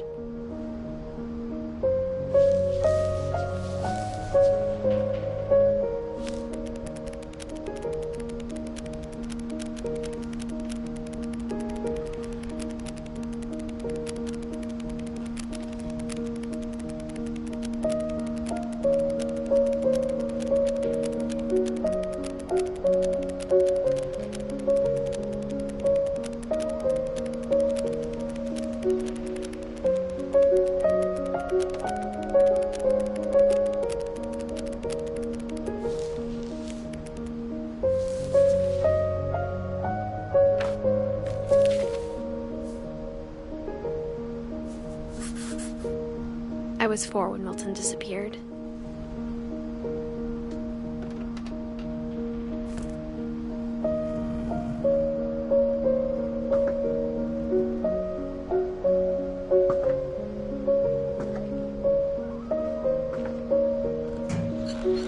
Mom spent months searching for my brother.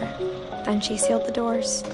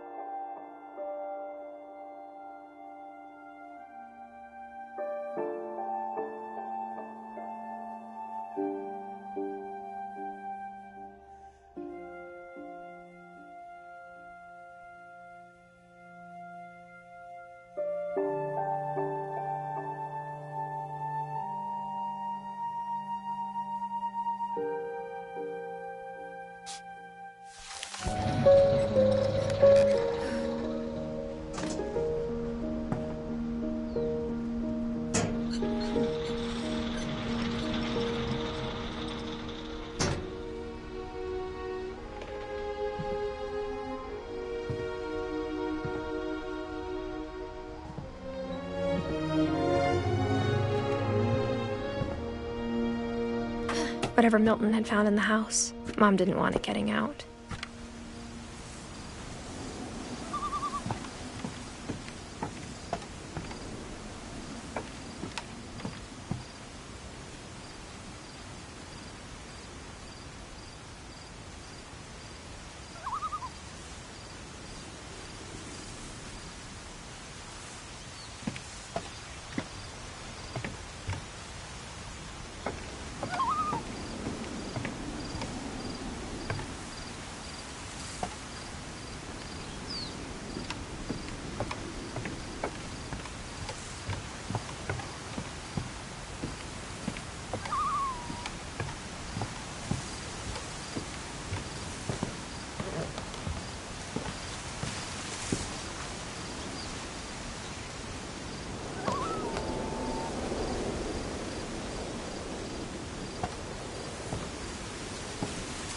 Mom definitely blamed Edie, but I think Louis blamed himself.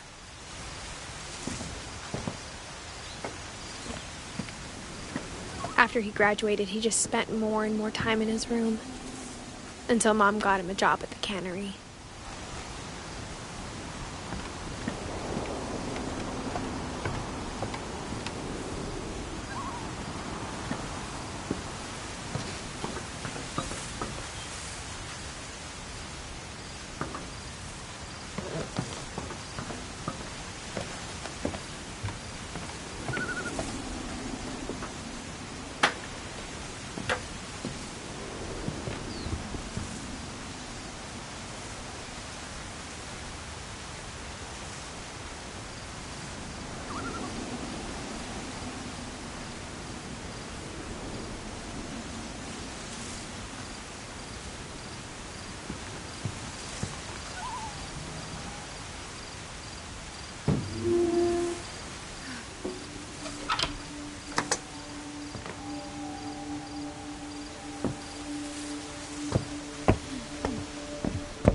Louis's room smelled very, very familiar.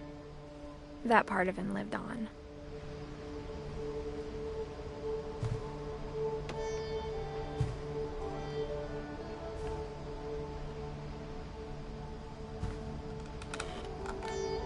He was so proud of being Indian.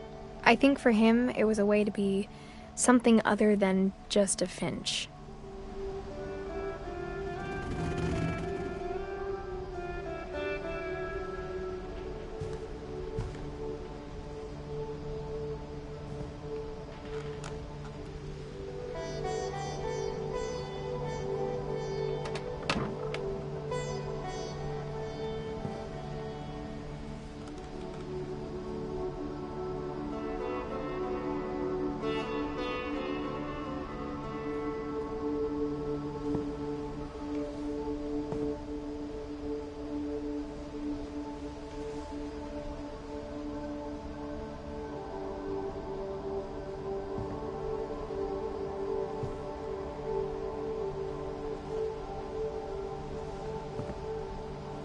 Louis and I spent a lot of time playing games together, but he was surprisingly bad at them.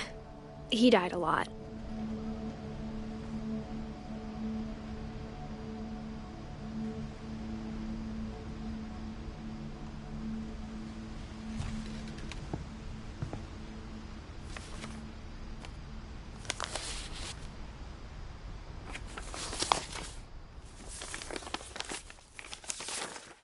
Dear Mrs. Finch, as Louis's psychiatrist, I can understand your desire for an explanation.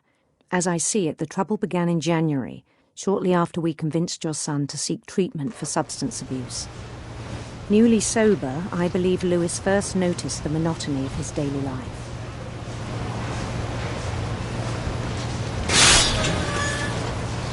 He kept working at the cannery, but he withdrew part of himself. In our sessions, I saw the same behavior. His mind began to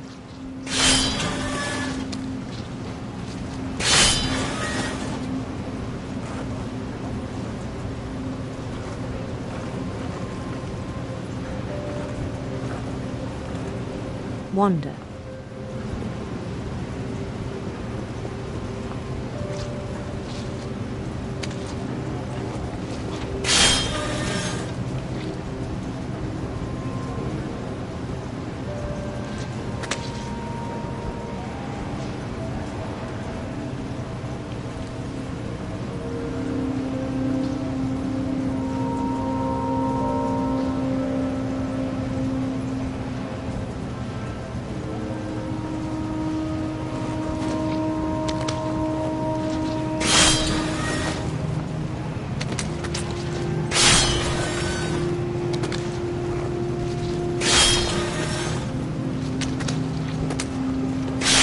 asked him to describe it. He said he started small, imagining a labyrinth.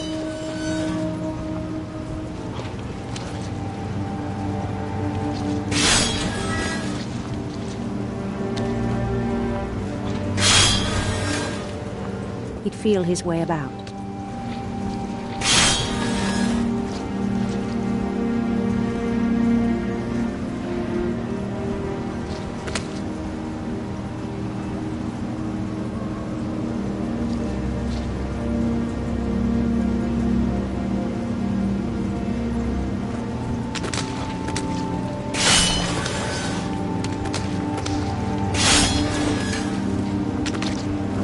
Then something moved. Bats.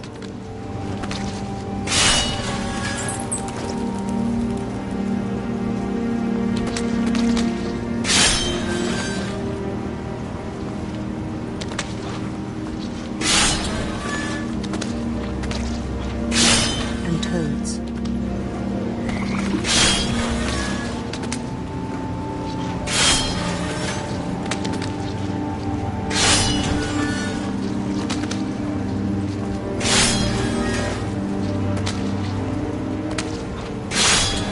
Things that have not names. He knew it was all in his head.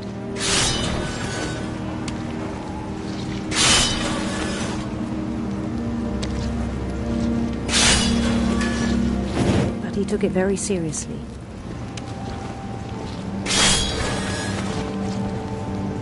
I had hoped he'd find himself.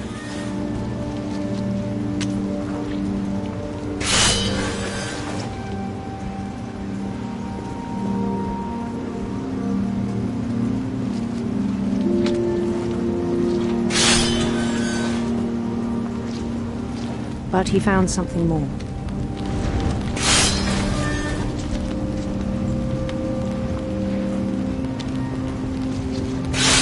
I worried about him then. Daydreaming at the cannery.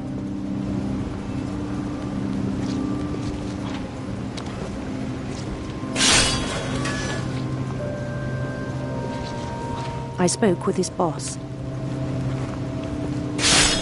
But he said Lewis had become a model employee.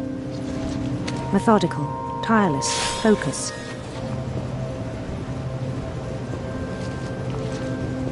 Like a whole new Lewis. So I let him go on.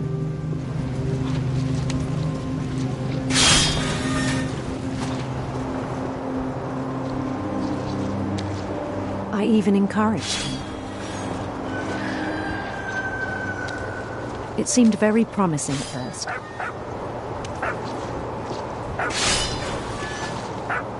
He told me he'd made a new friend.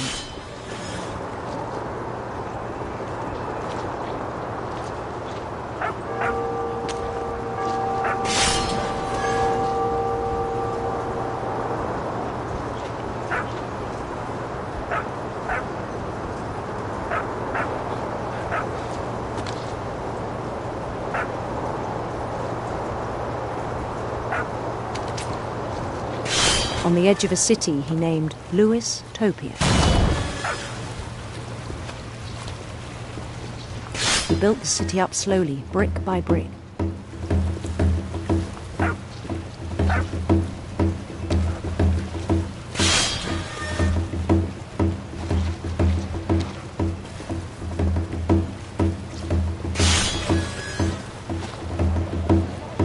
Then he made musicians.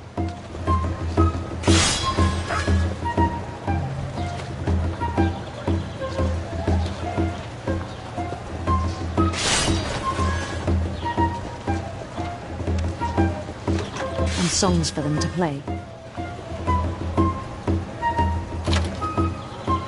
He talked about starting a band.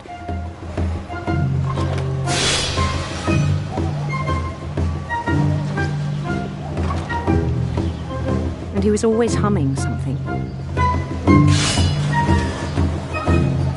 Every day his imagination grew stronger.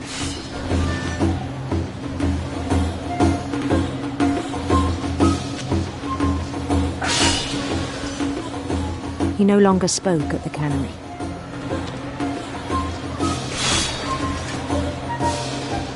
But his chopping was as reliable as ever. Then one day it struck him that all the cheering crowds, even the stones under his feet, were all in his imagination, so he could do whatever he wished.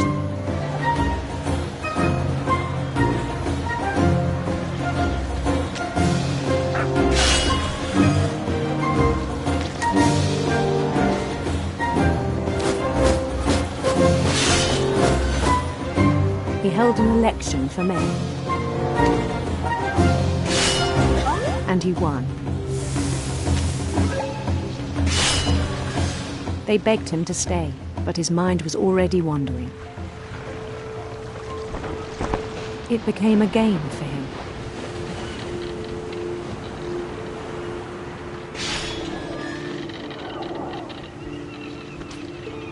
He'd conquer a city, then immediately push on. New Louisville.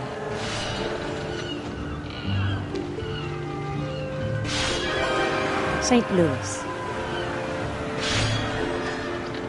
He started drifting away from our reality.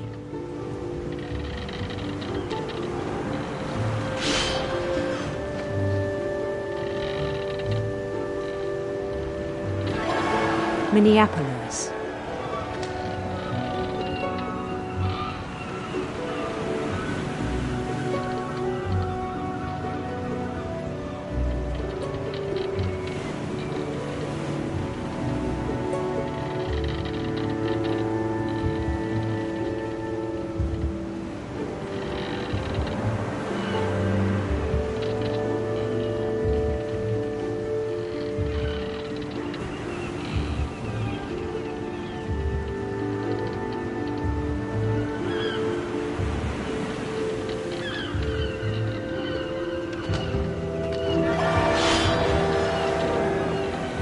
Until one day he forgot to go home from the cannery.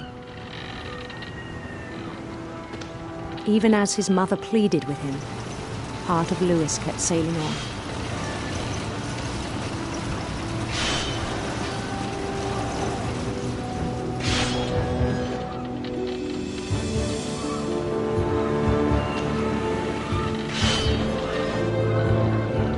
In Louisburg, he heard rumors of a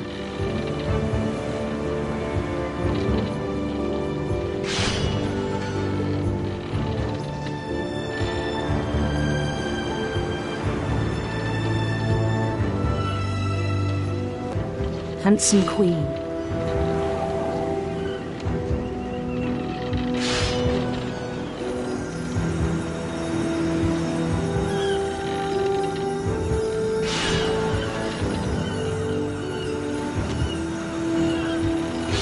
The queen was on her own quest for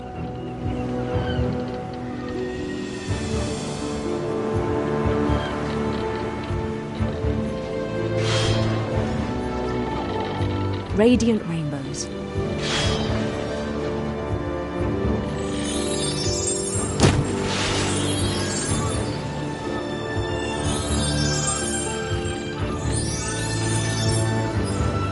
He followed the sound of her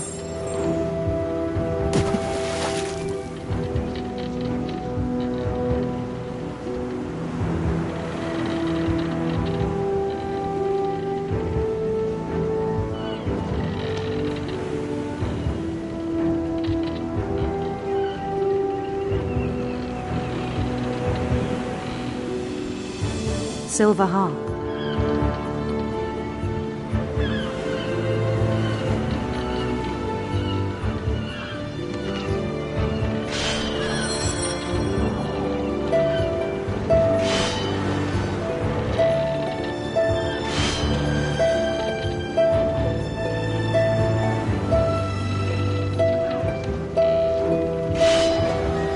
His chase led him to a golden palace east of the sun and west of the moon.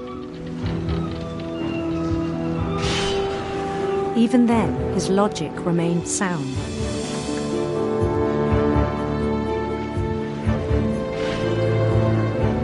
knew the world was all in his imagination.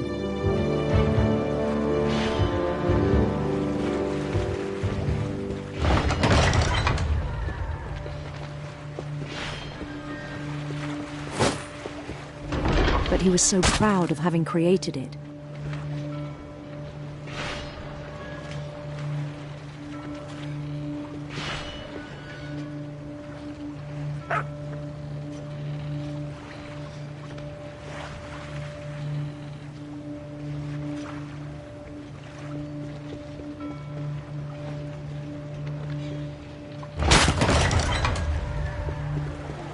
In his own eyes, he'd become something greater than a king.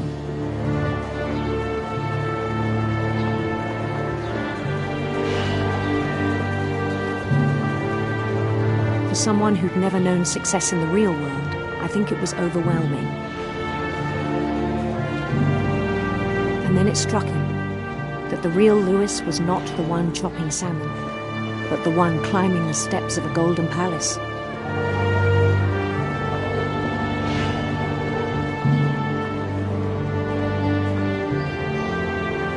My imagination is as real as my body, he told me. It was hard to argue with him.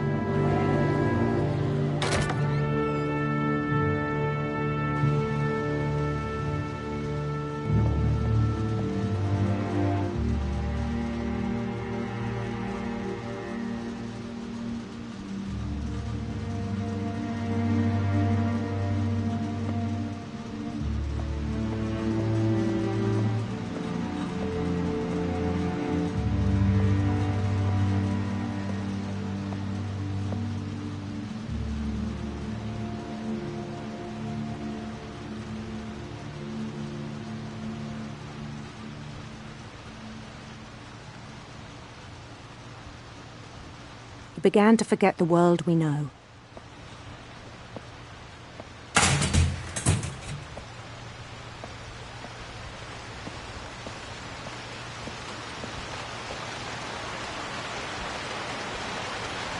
I think it pained him to remember Lewis, the cannery worker.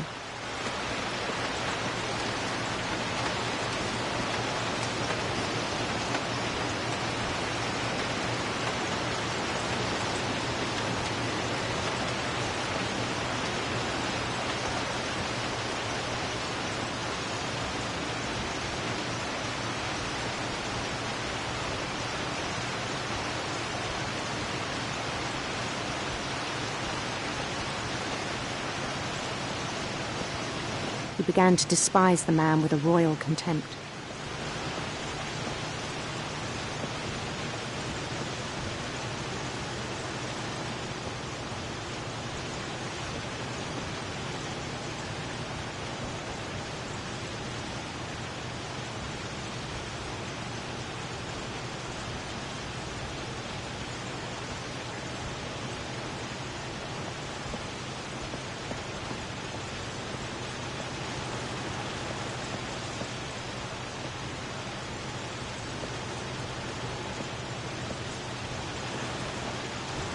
I still thought I could save him.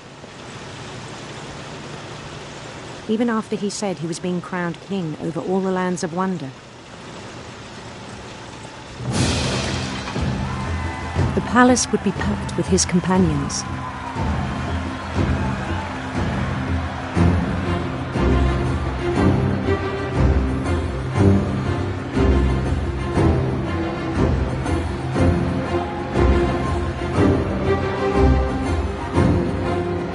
Including the wise Calico who had insisted on advising him.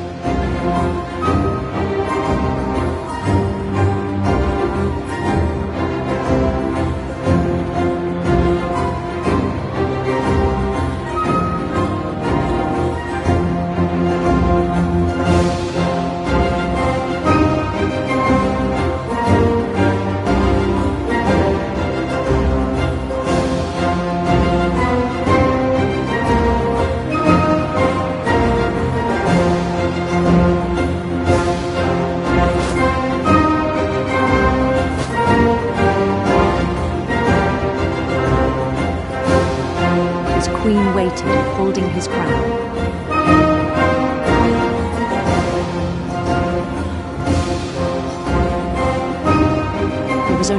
thing left to do.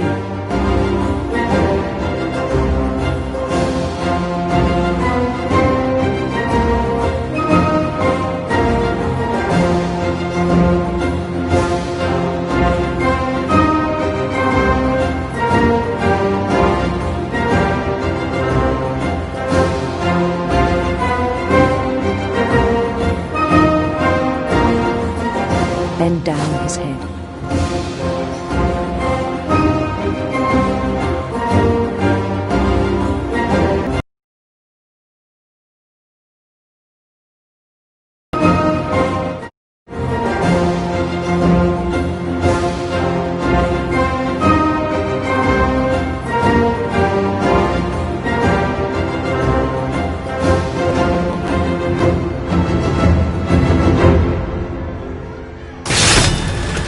I think you know. Mrs. Finch, your son was a kind man who will be missed by all of us who knew him.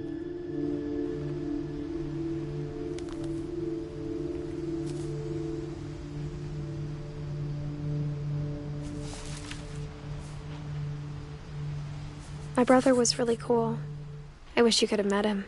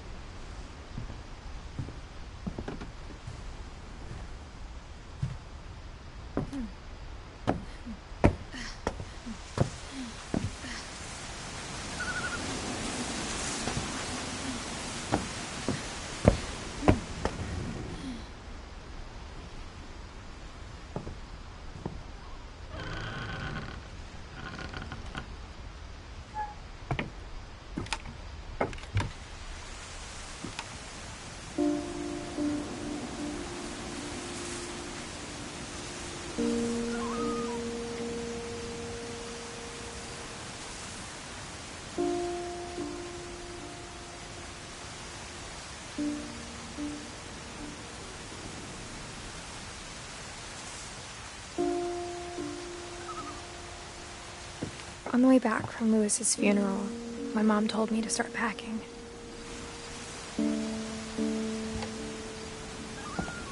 She waited until the day before we left to tell Edie.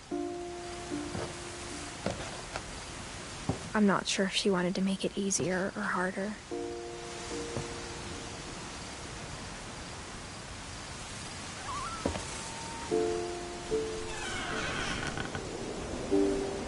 I wish we'd stayed.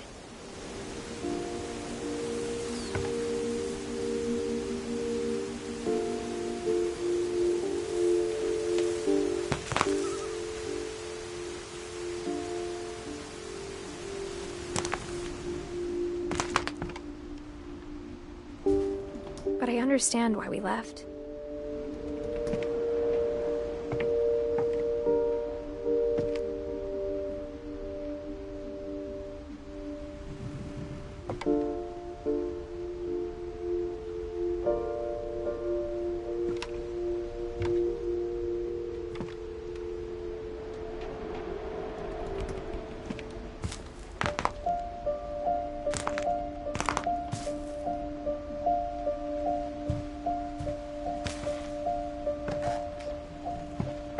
My mom ended up leaving everything behind.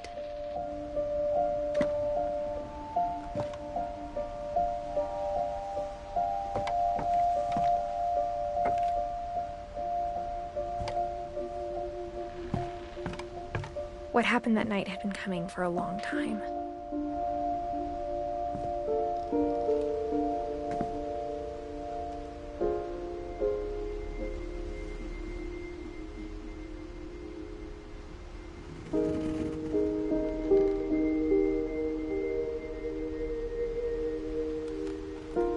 Maybe it should have come sooner.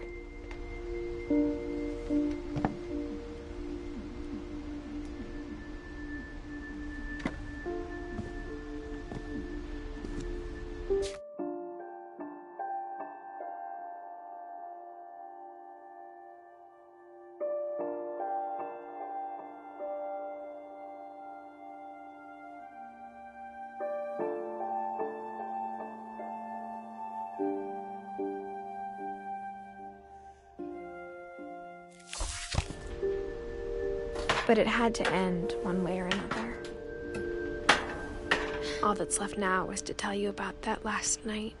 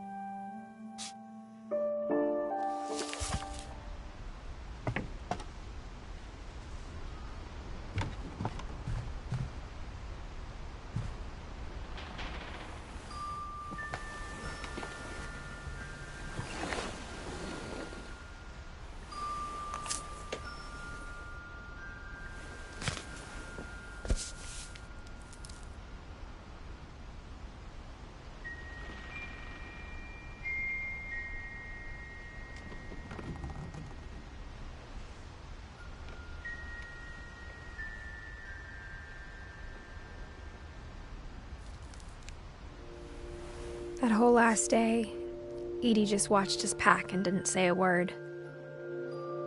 Until supper, when she raised her glass and said, "To our final night together, and all our final nights apart." Grandma, you know what I said about alcohol. Some of your medications are very Edith, specific. I left a present for you in the hallway. Why don't you go open it? The grown-ups have to argue now. I'm sorry, you're right. We're all leaving tomorrow. Let's just enjoy our last... I'm not leaving. Edith, you're excused.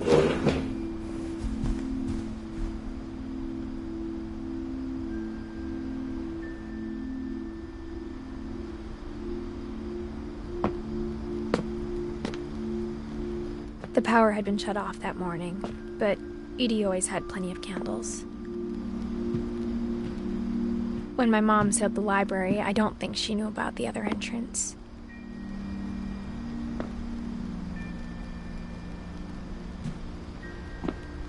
Or that Edie had a key to it.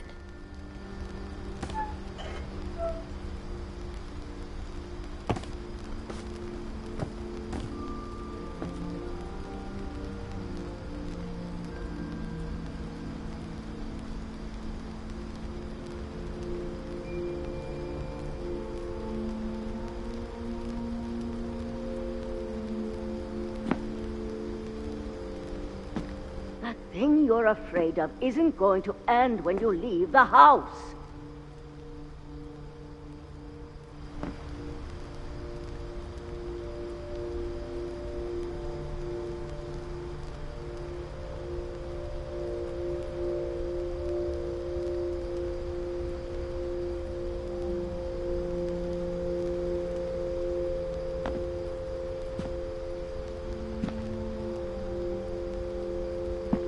Edith has a right to know these stories. My children are dead because of your stories. I think it's best if Edith and I leave tonight.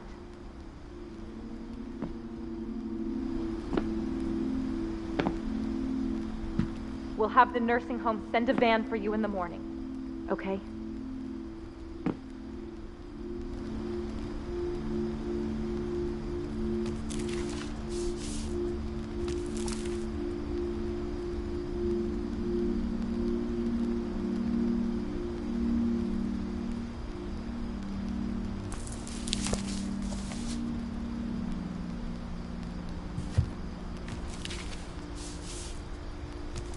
Dear Edith, there's so many stories I wish I could tell you, but there's only time for one. This is about what happened on the night you were born. That night, the tide went way, way out.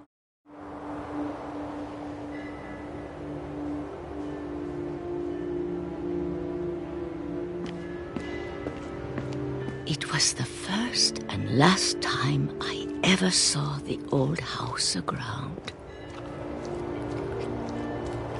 There'd been an earthquake out in the middle of the ocean. They called it the lowest tide in 1,000 years. God, it smelled awful. You know, I've seen that house every day of my life.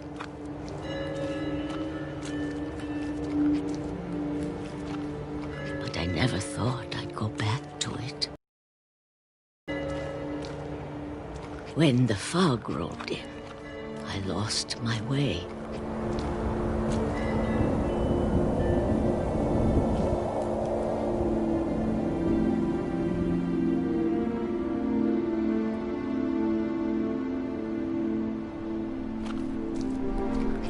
I got turned around.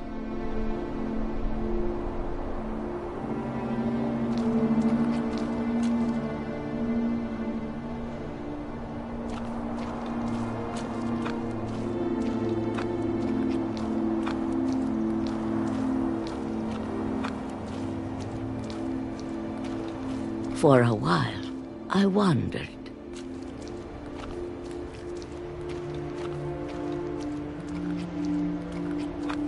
I started seeing things.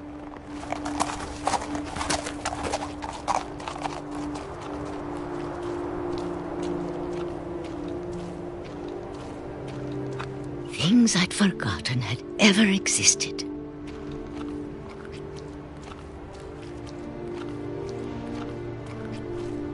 But when I saw them, they felt like old friends. That night, a lot of things came back to me. Or maybe I came back to them.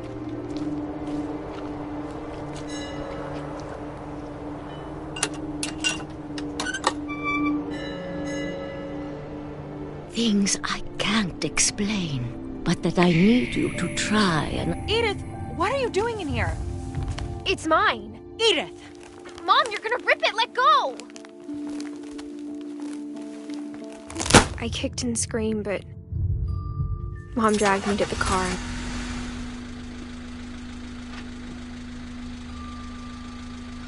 I never saw Great-Grandma Edie again. The next morning, the van came to pick her up, but she was already gone.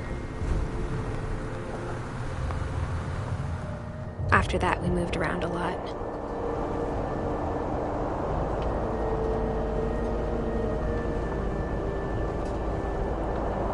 We both tried to make the best of it.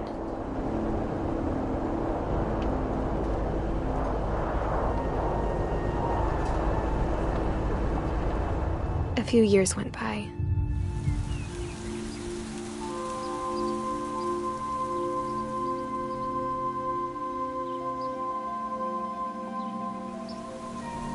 My mom didn't like to talk about it,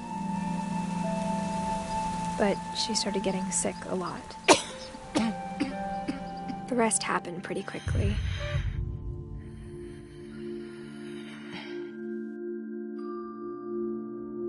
She got better for a while,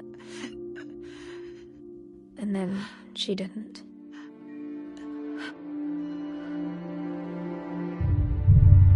And then I was alone.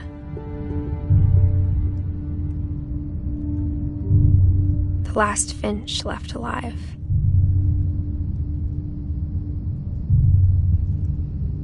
Until I found out about you. I'm still not sure what to tell you about all this. If we lived forever, maybe we'd have time to understand things. But as it is, I think the best we can do is try to open our eyes. And appreciate how strange and brief all of this is.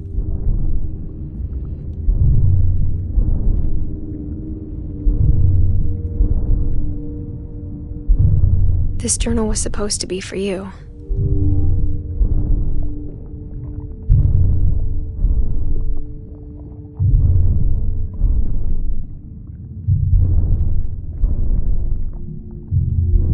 But now I hope you'll never see it.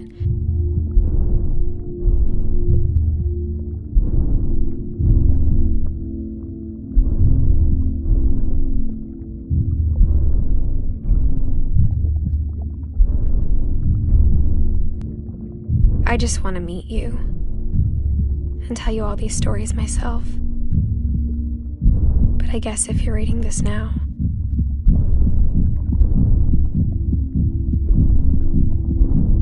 things didn't work out that way.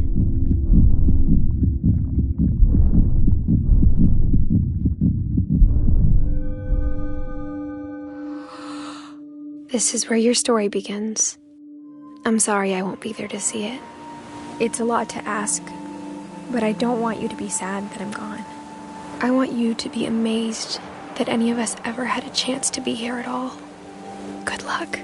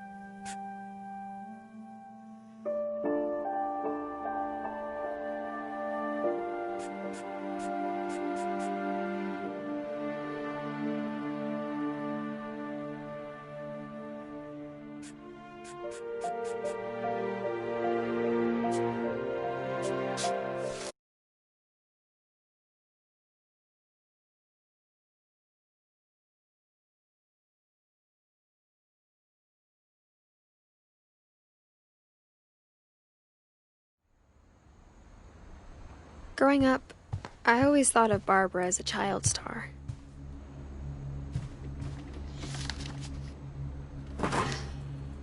Of all the stories people wrote about Barbara's death, I'm surprised Edie saved this one.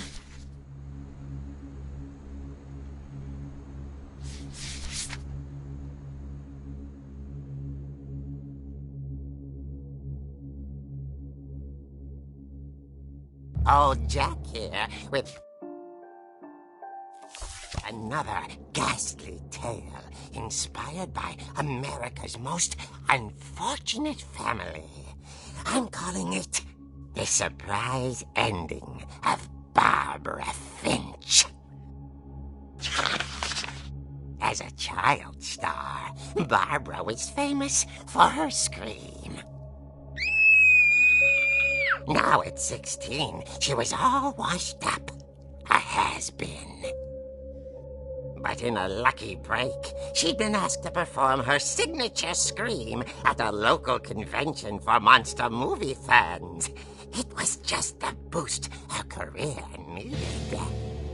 Unfortunately, her scream hadn't aged well.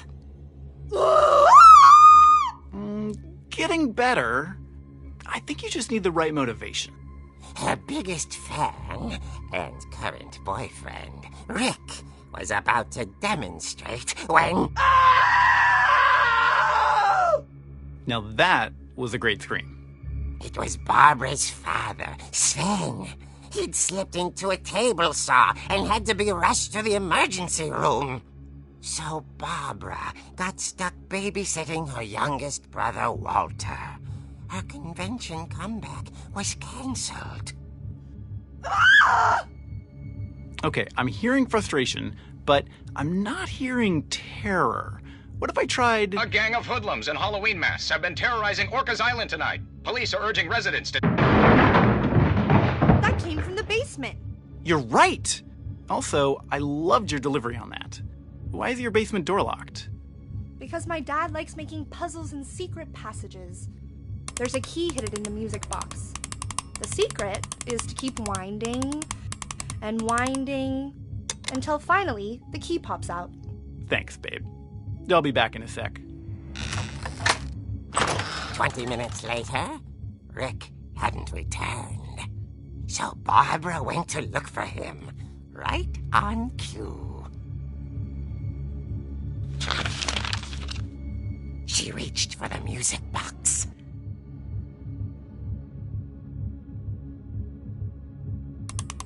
And as she wound the key, she listened for Rick, but the house was silent.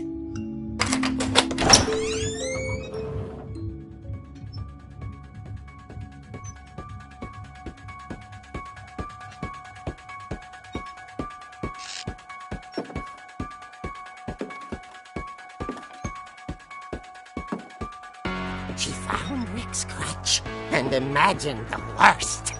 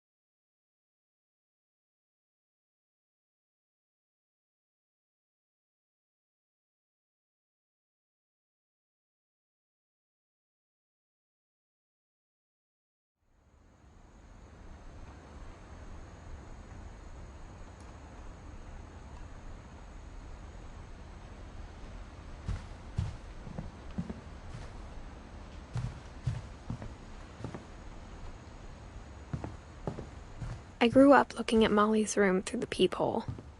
Being inside for the first time, I felt like I'd stepped behind a painting.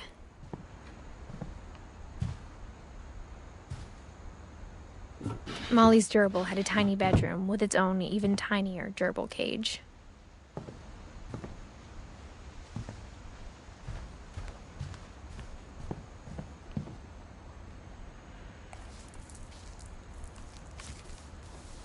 December 13th, 1947. Dear Diary, I'll be gone soon, but I wanted to tell somebody about what's gonna happen. It started when Mom sent me to bed without dinner. I woke up and I was starving, so I looked around for something to eat.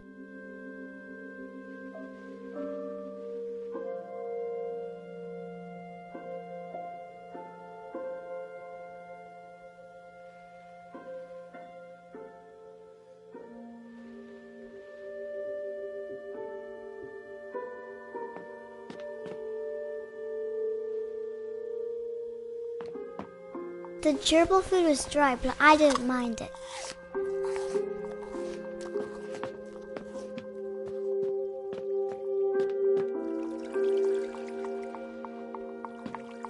thought about eating Christopher, but I held back.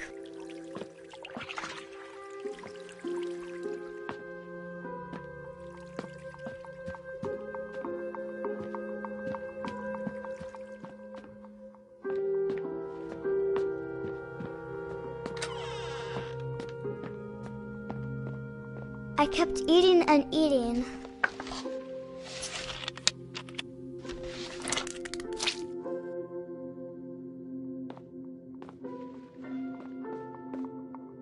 I ate a lot of things that night.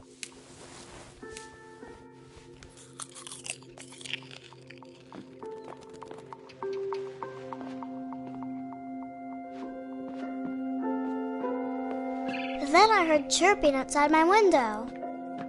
It was a barn swallow going back to her nest. I reached out for her.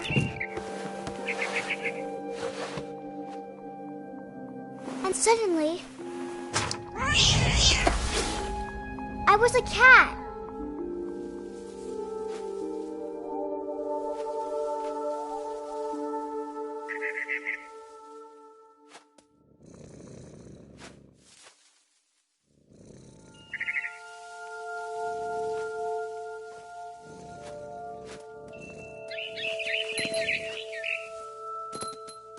I tried to be quiet, but the bird was really scared.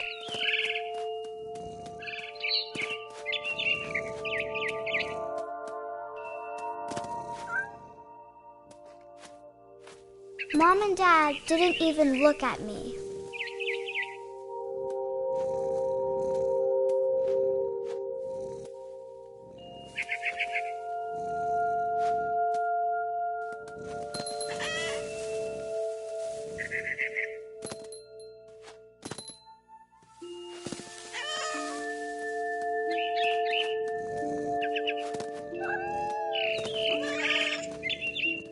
I jumped and I almost got her.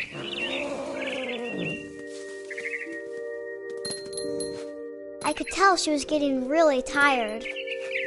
Now I was up in the big tree. I promised Dad I wouldn't climb it anymore. All I cared about was eating that mama bird.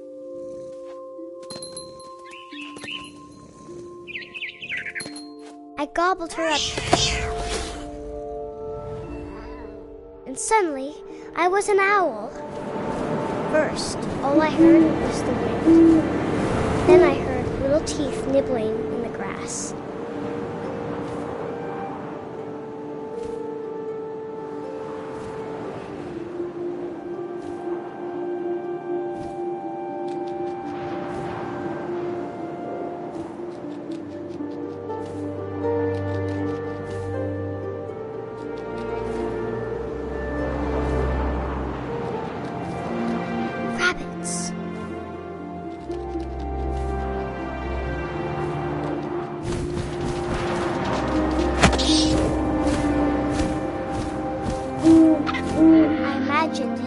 Looking up and seeing mine through my talons. I swallowed him up, and I didn't chew one bit. Then I flew off to find something bigger.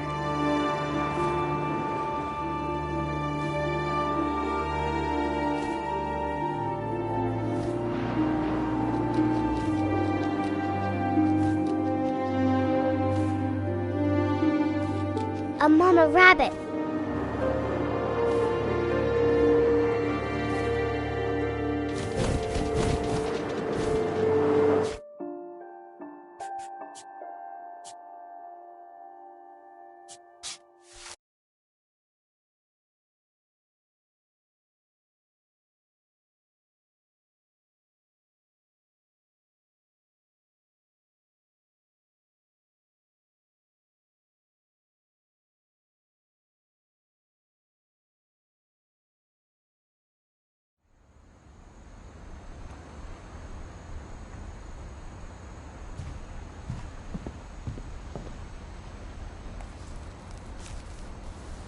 December 13th, 1947. Dear Diary, I'll be gone soon, but I wanted to tell somebody about what's gonna happen. It started when Mom sent me to bed without dinner. I woke up and I was starving, So I looked around for something to eat.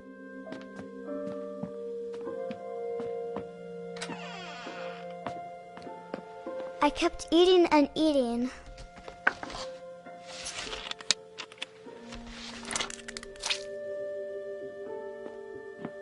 I ate a lot of things that night.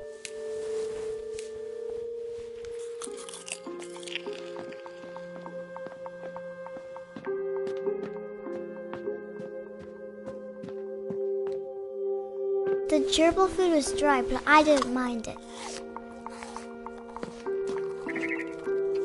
My Halloween candy was all gone. Then I heard chirping outside my window. It was a barn swallow going back to her nest. I reached out for her.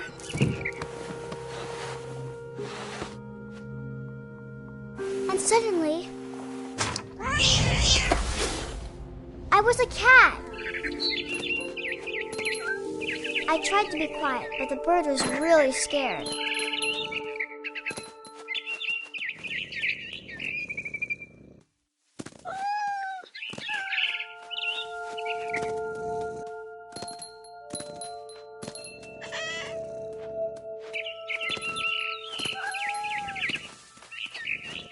I jumped and I almost got her.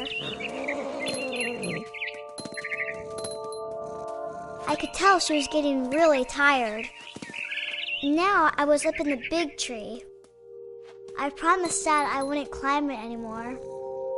All I cared about was eating that mama bird. I gobbled her up. And suddenly, I was an owl. First, all I heard was the wind. Then I heard little teeth nibbling in the grass.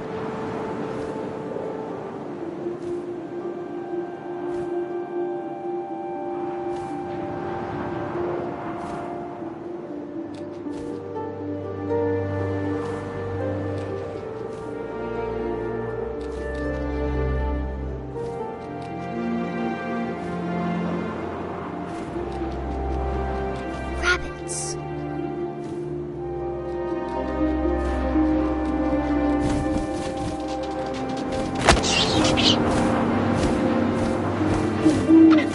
I imagined his face looking up and seeing mine through my talons.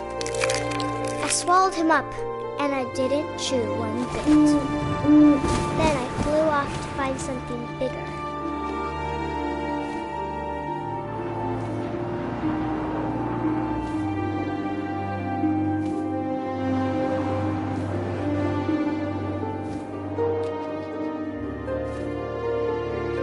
A mama rabbit.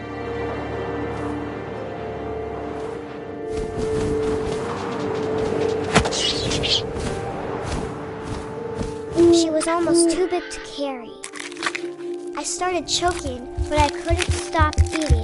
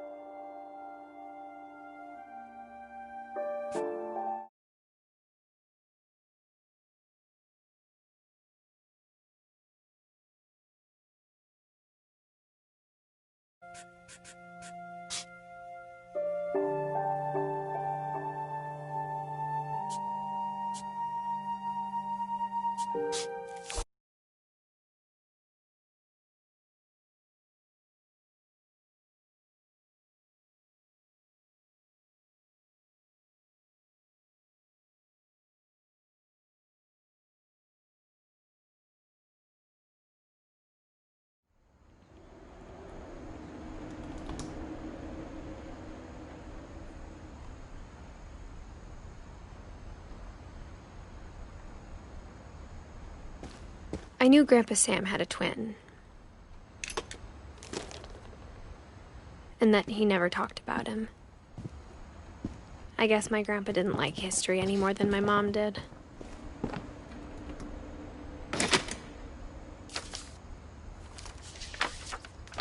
How I Want to Remember My Brother by Sam Finch. The thing I remember is that when he made up his mind, that was it.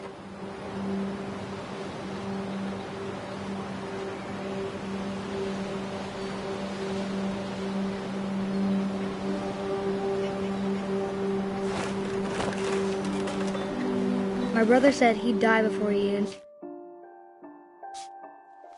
another mushroom. And he did.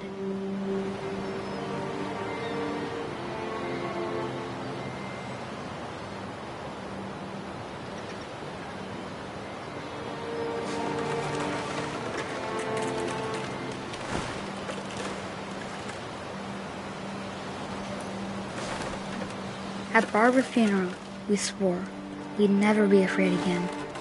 And he wasn't. I think Calvin always wanted to fly. Sam! Calvin!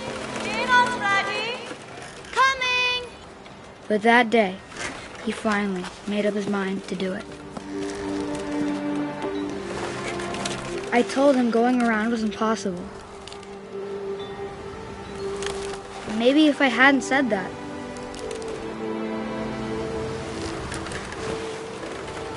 Calvin, I'm not gonna tell you again. Maybe if the wind hadn't picked up, then maybe he'd still be here. But I doubt it.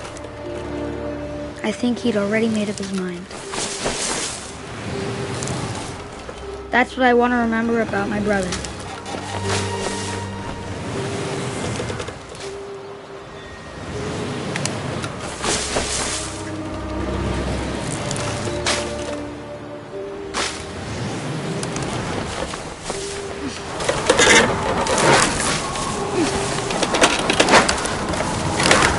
The day he made up his mind to fly, and he did.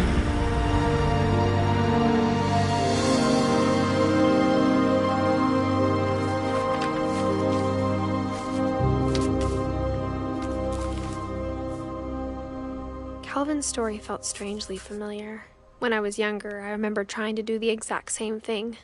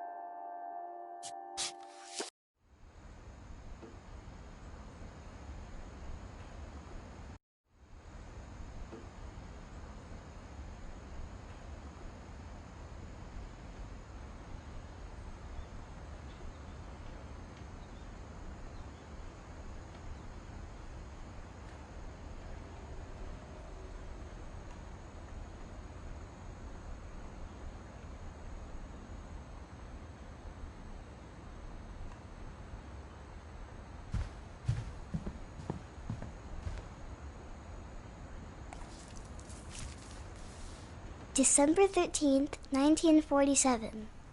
Dear Diary, I'll be gone soon, but I wanted to tell somebody about what's gonna happen. It started when Mom sent me to bed without dinner. I woke up and I was starving, so I looked around for something to eat.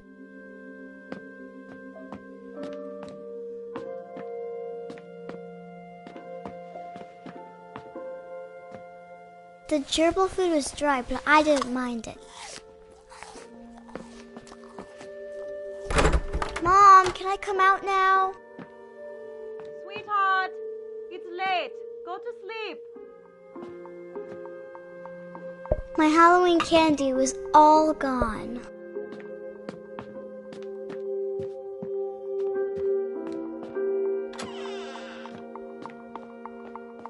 I kept eating and eating.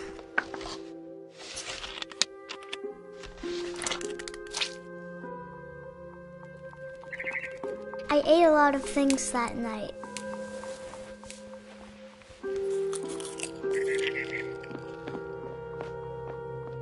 Then I heard chirping outside my window.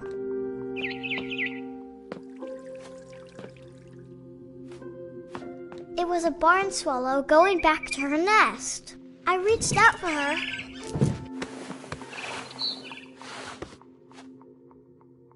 And suddenly, I was a cat. I tried to be quiet, but the bird was really scared.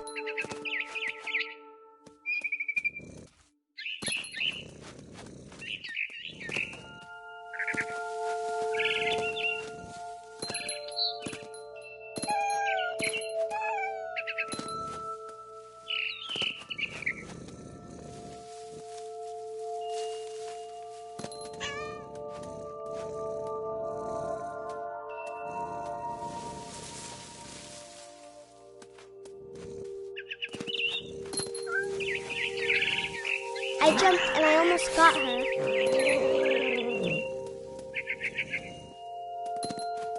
I could tell she was getting really tired. Now I was up in the big tree. I promised Dad I wouldn't climb it anymore. All I cared about was eating that mama bird. I gobbled her up. And suddenly, I was an owl. First, all I heard was the wind. Then I heard little teeth nibbling in the grass.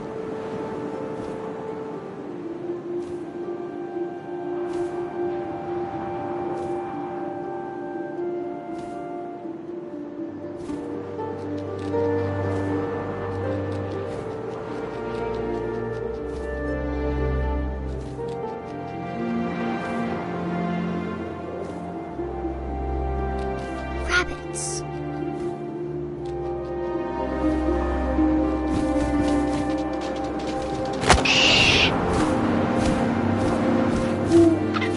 I imagined his face looking up and seeing mine through my talons. I swallowed him up, and I didn't chew one bit. Then I flew off to find something bigger.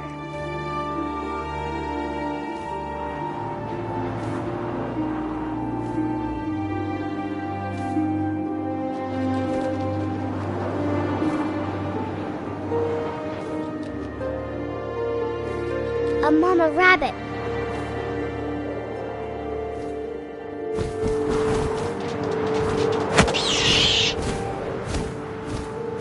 She was almost too big to carry. I started choking, but I couldn't stop eating. And suddenly, I was a shark.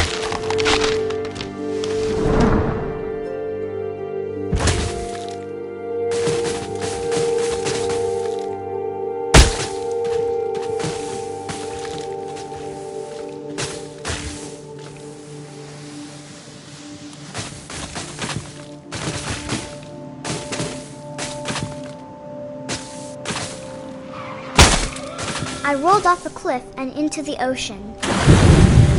Now, I was hungrier than ever.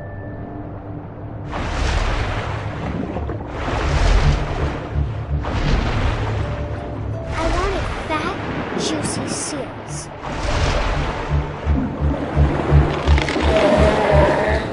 I tore off her flipper, and it tasted really good.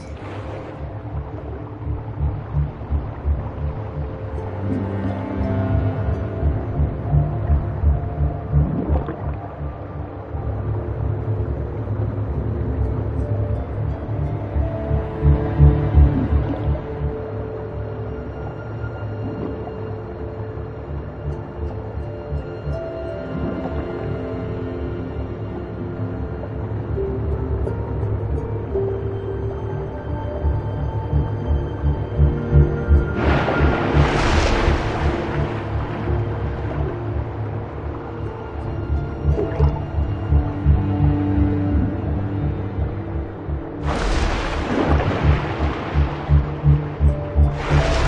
on tight. But I was so hungry, I jumped out of the water. When I opened my eyes, everything had changed.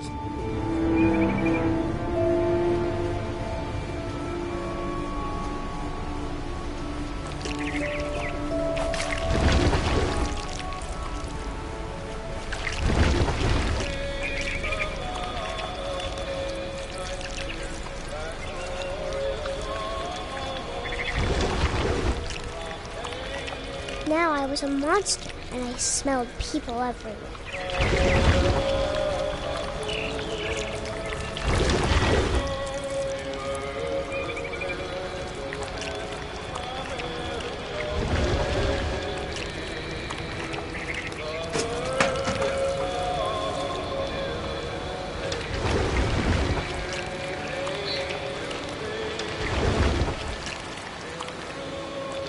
I was big, but I moved real quiet.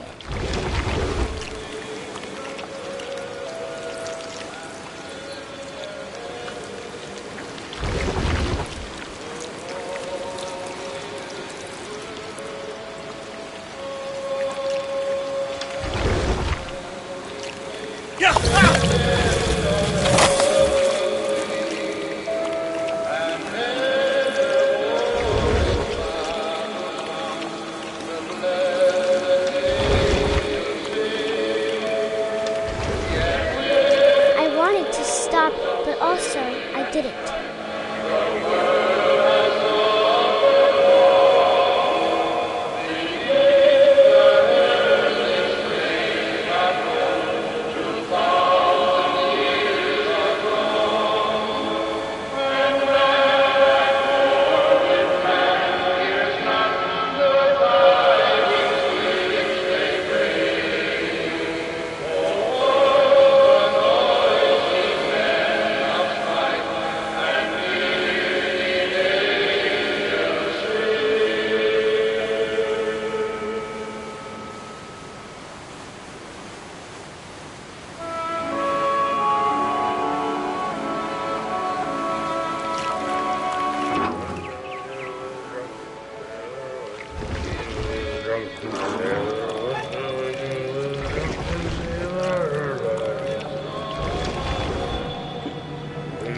Belly was rusty, his belly was rusty, his belly was rusty, razor,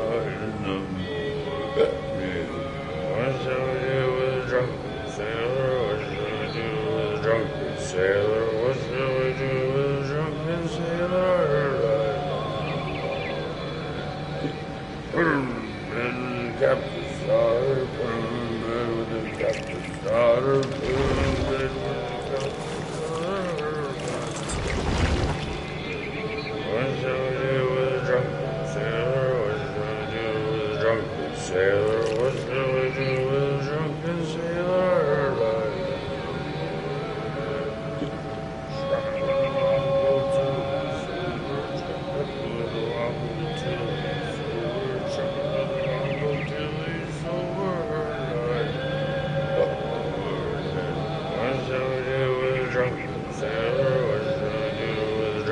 Sailor, what shall we do with a drunken sailor?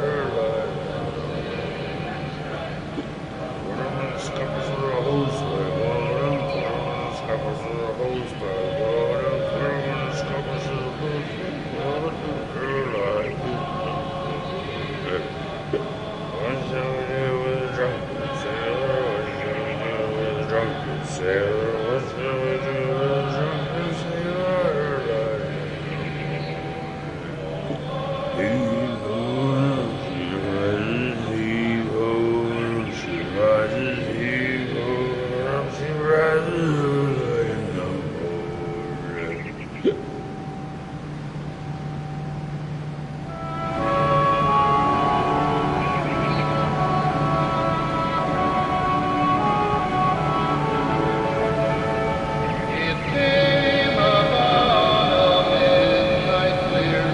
Glorious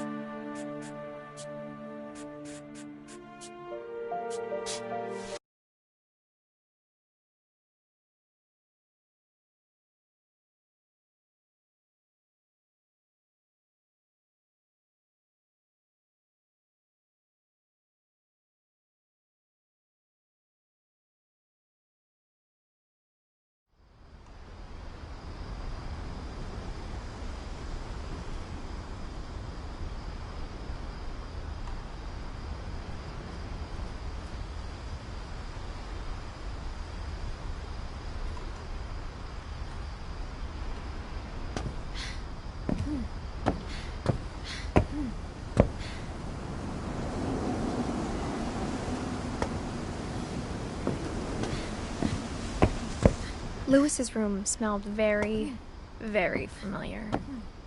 That part of him lived on.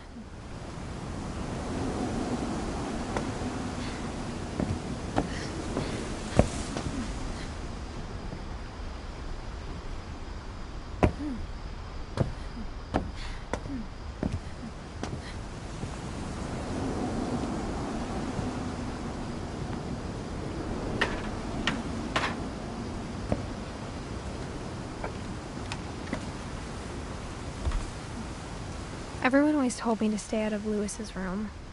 Except Lewis.